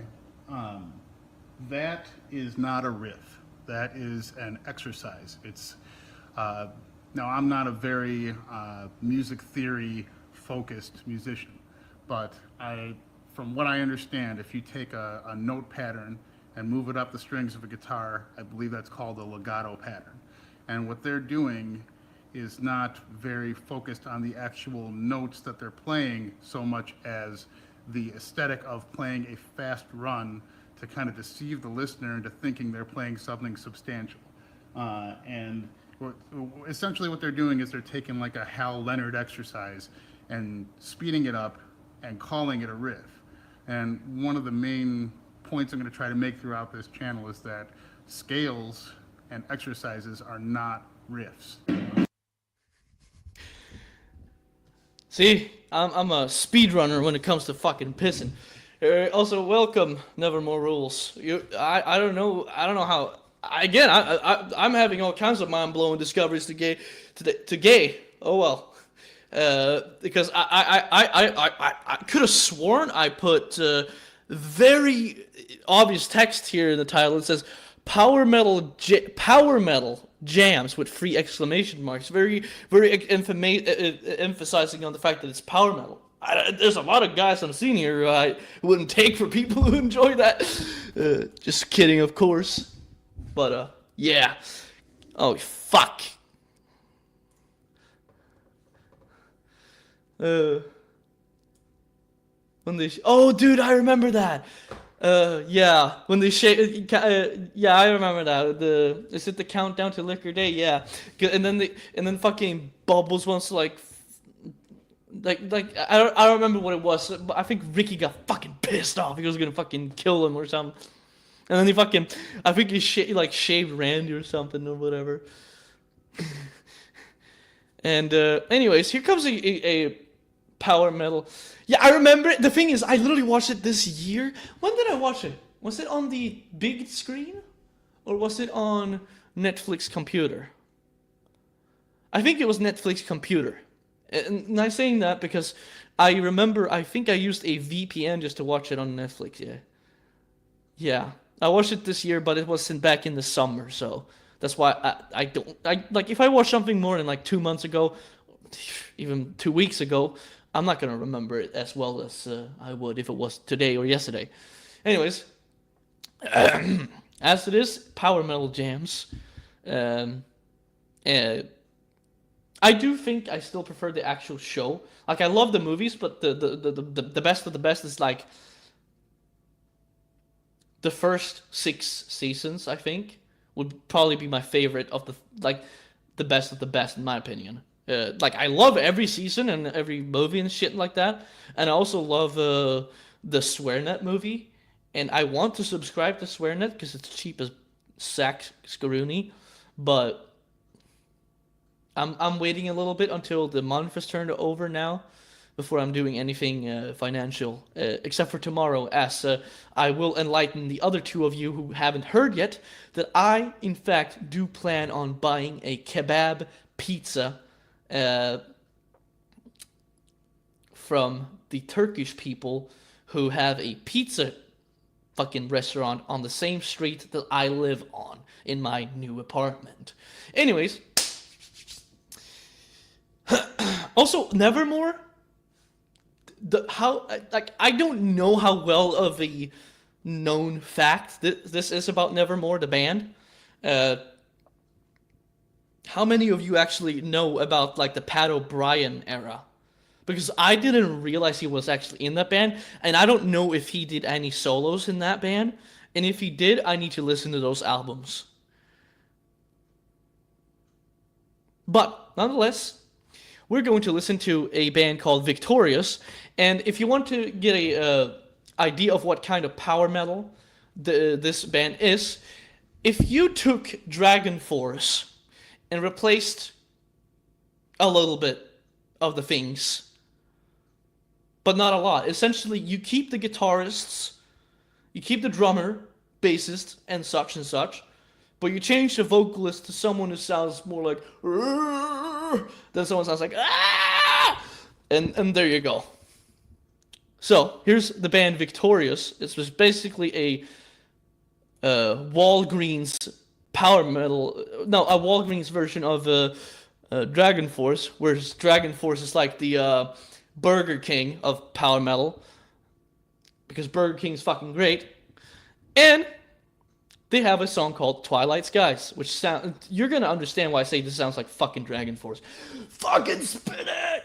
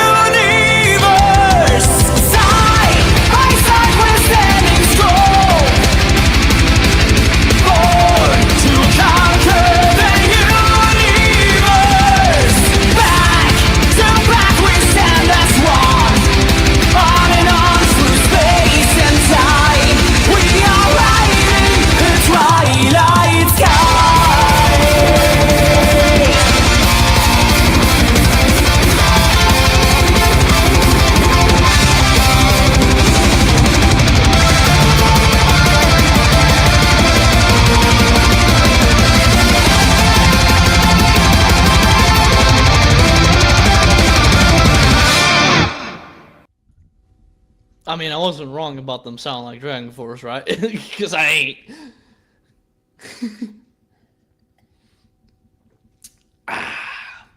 But I like that song. Literally, that's the only song I know by the band. Because I was gonna check out the album, but then I saw that they had a new album. Now they have two albums, but they had a new album where they literally, like, their album cover was a direct, like, one-to-one copy, like, rip off of the newest album cover from Dragon Force at the time. So I was just like, okay. Because the thing is, if I listen to the full album, I'm gonna get into the band, and what's gonna happen? Yeah, I'm not gonna go to some canoe ass rip off shit. But I love that song, so whatever. Fucking hoagies can keep fucking ripping off Dragon Force, and I can keep enjoying Twilight Skies. And it's got the stereotypes like so you telling me there's a chance? I love that movie, and I also like the second little sequel. In case you haven't give a fuck. And my favorite one is obviously Diarrhea. So, we all know which one's the best. Hoagie! But yes, we're gonna play some more melodic. Well, to be fair, everything I've played so far has been pretty melodic, eh? It's power metal for fuck's sake. Power metal is melodic. I should become the vocalist for Discourse and just drink a bunch of Coke before the show. But this one is I don't know what the fuck to say. This one is well, you know what? The change that we're having here is that the next 3 songs are Japanese. I'm closing this out with 3 Japanese power metal songs, but I'm obviously talking in between them. So here comes the next one. It's Kurenai by X Japan. I love it. Yeah.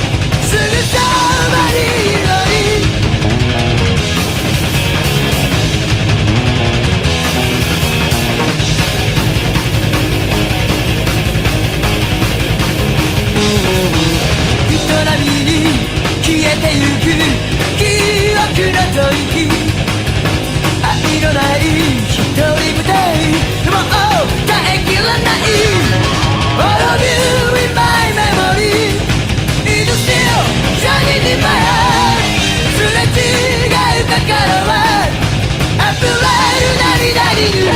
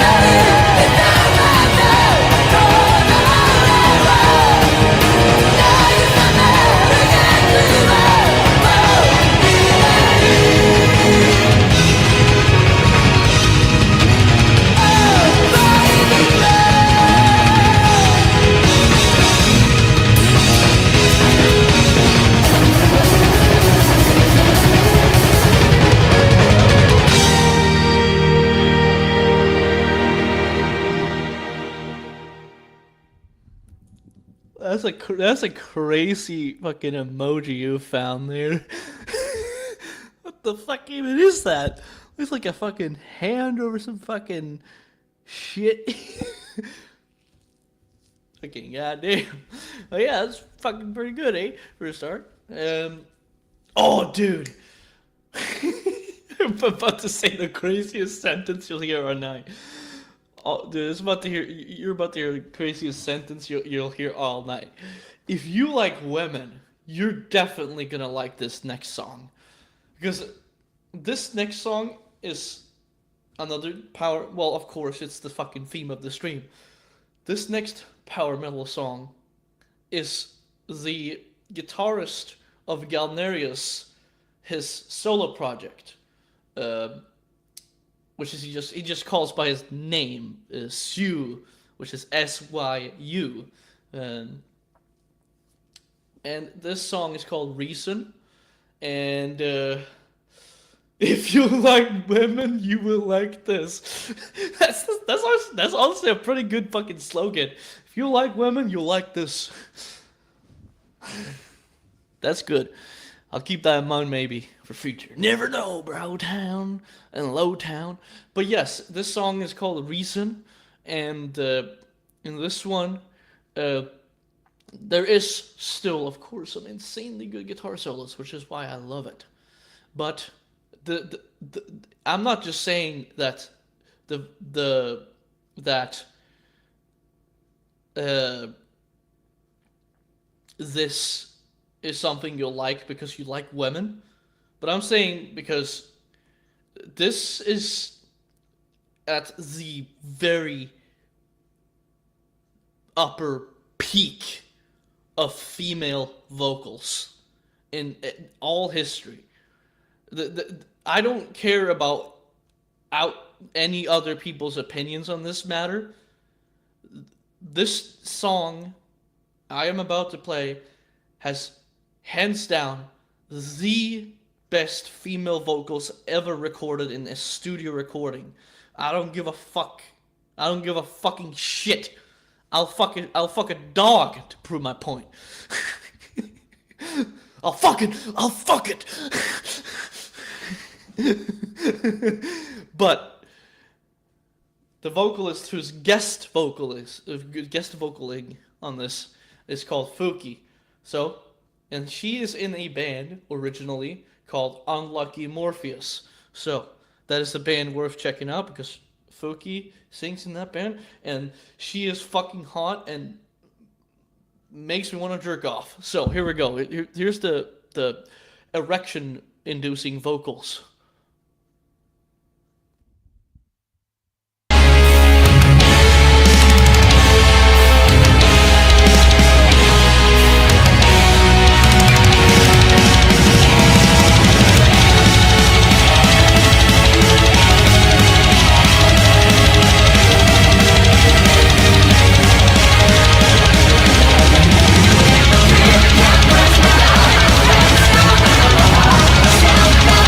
We'll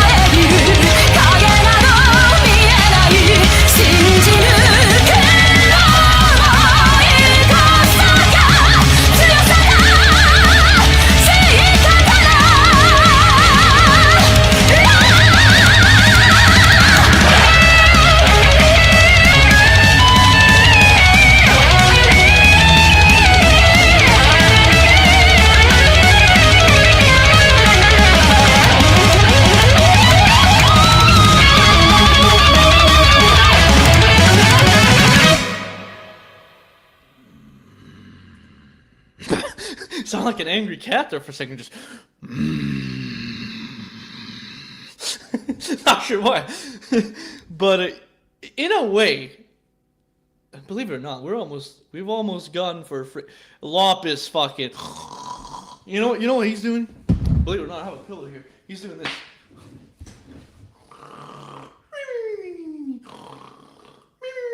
That's what Lop's doing right now.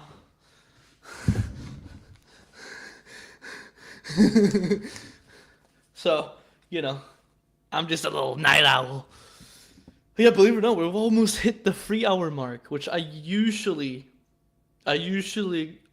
let myself go 3 hours and then I stop myself. I guess it's another night of all-nighting. I'll try to go to bed at 5 a.m. this time, though, instead of 7 a.m., because usually what happens is the past 2 days I've been awake until 7 a.m. and then went to bed. But, actually, in a way, this last song is technically more by them, as you said. Because the main, the lead guitarist in this band, like I said, is the guy who we just heard the solo work from. Just that there's a male vocalist in his main band that is in. So we will hear more of Sue's shredding, but we will hear whatever the fuck this guy's name is in terms of vocals. And I saved the best for last because this song is 14:21 long. And that is 14 minutes, 21 seconds. So, that's and I picked this one because it's probably my favorite song that isn't.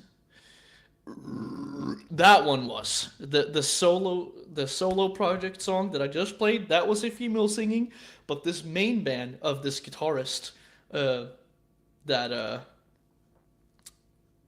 we just heard, essentially all the guitar solos, riffing. That's the guitarist from this band we're talking about, Galnerius, with the song "The Force of Courage."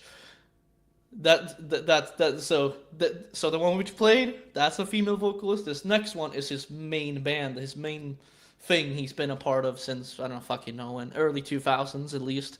And that has a male vocalist. Now, here we go.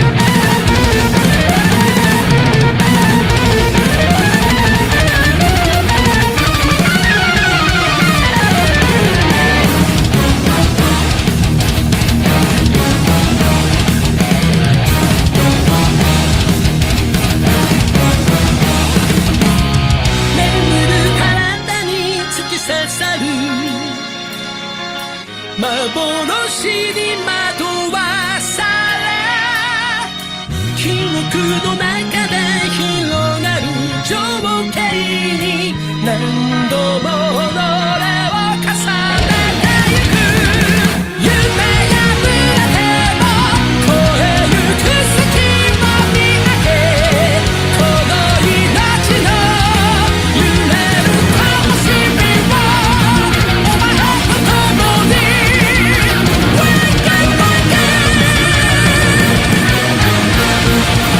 up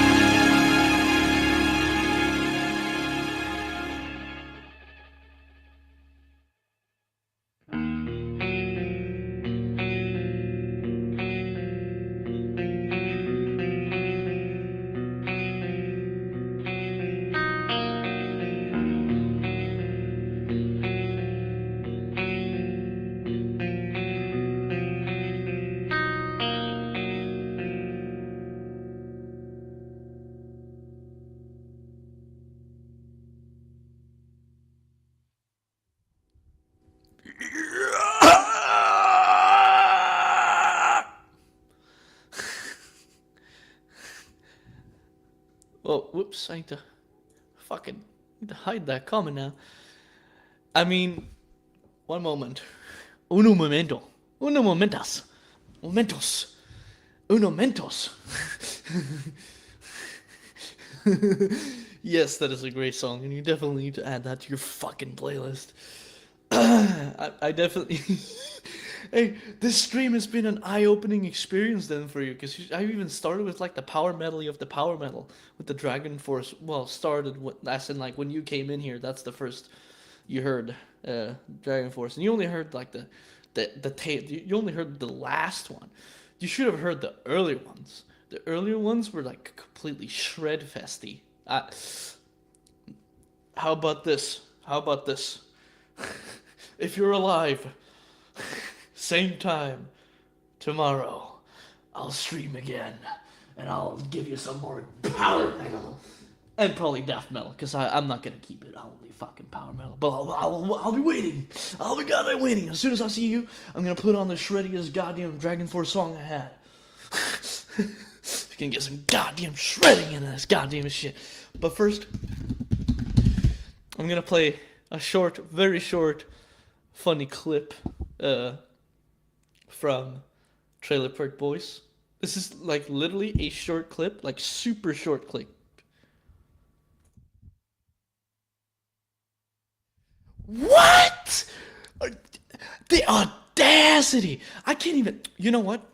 You know what, MP? You know what I'm about to do? I'm about to go to YouTube to download the full clip, because I can't play a short fucking clip of, you know, the time where where Ricky destroys fucking the kitchen for Leahy, and then when they're looking for the chicken. Well, I had a clip of just the part where Ricky asks Bubbles, "What do you mean, Bubbles?" Because there's a joke with J-Dog. He's like usually when he calls something like for example, he'll say like, "Oh, running wild since maiden and priest home with a stretcher," like, you know, and then he'll be like, "What do you mean, dog?" And he says, "What I mean, Bubbles," and then he explains what he means essentially. But he's basically saying that the people he like calls posers, he calls them Bubbles sometimes, as in like he calls stupid people Bubbles, even though Bubbles is ironically the smart guy in the group.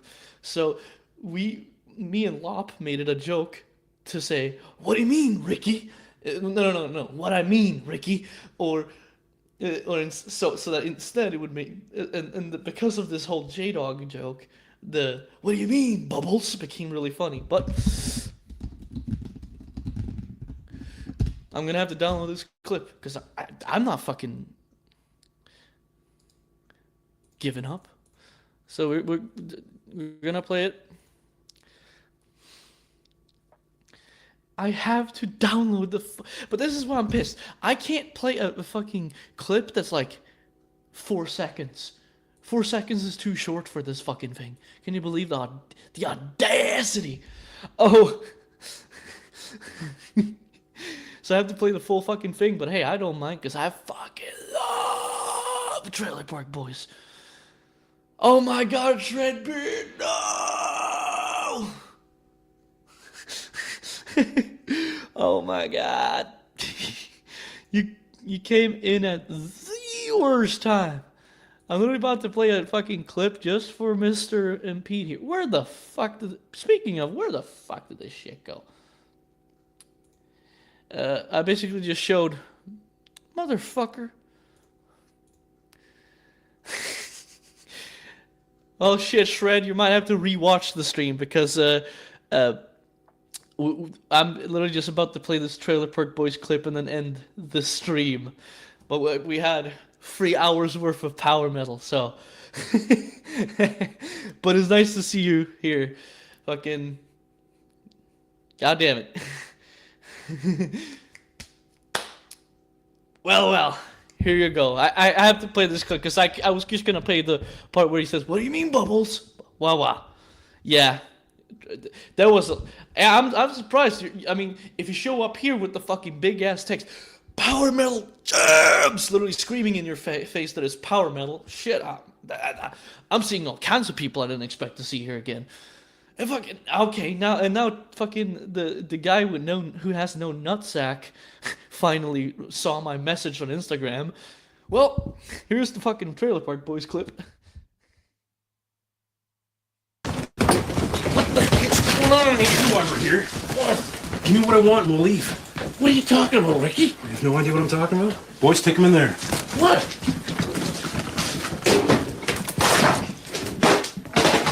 Know why I'm here now? No. Okay, fine. I'm just gonna keep smashing stuff to give me what I want. I'll tell Barb you get all drunk and fucked over her kitchen. How about that?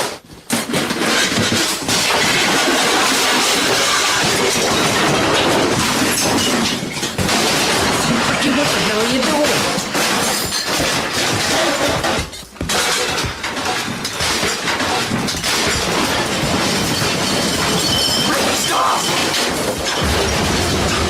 Shit! It was me that let the dirty little fucking chicken out. What do you mean, Bubbles? I didn't want to tell you because I was embarrassed. It happened when I was a little guy, Ricky. Me and some other kids were fucking around over at Mr. Johnson's farm. And he came out and chased us and we all ran and tried to jump the chicken coop and they all made it, but I slipped and went right through the fucking roof down into the coop. They pecked me unmercifully. That is why those early, first 6 seasons is the best of Trailer Park Boys. But yes, Impede. Tomorrow I'll start the stream about pretty much the same time. At for my time it's 11 p.m., which was 3 hours ago and 18 minutes. So take 3 hours ago your time, Impede. Try to not be too fucking drunk so you're laying on the floor like that. Okay. so that time I will be live tomorrow, and when I see your fucking face, I'm gonna be playing that goddamn fucking Dragon Force. I'm gonna be Dragon Forcing it down your throat like a goddamn Shaq and Scottie Pippen fucking massive ass black cock going down in fucking prison, being raped by 5 black guys.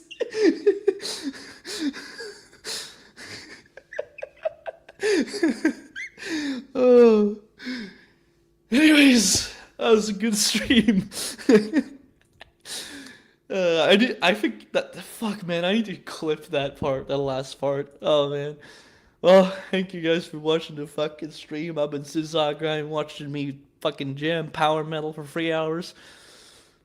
See you guys tomorrow. Same time, same thing. Not power metal all the time. I'm gonna be playing a lot of different stuff tomorrow. I'm gonna be playing some death metal, probably some. You know what? I'll try to get a mix. I'll get a good mix of genres tomorrow. Some fresh and some power. Yeah, power when Mr.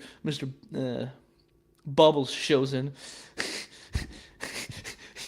You know, Scottie Pippen's always included. Yeah, you'll be jug lifting until then. By the way, this is okay. So I understand that they flip the camera around so that it's like you can see what it says on the t-shirt. But this guy, if he Impede. Oh wait, you know him. But you the other motherfucker there, Big D, Timmy No Nuts, you guy with the no nuts, no nutsack, no balls, completely castrated. You need to go check out this guy. You definitely need to go check out this guy. Trust me, you got it. Actually, so, yeah, it's been a good fucking stream, eh? See you guys fucking tomorrow, hopefully.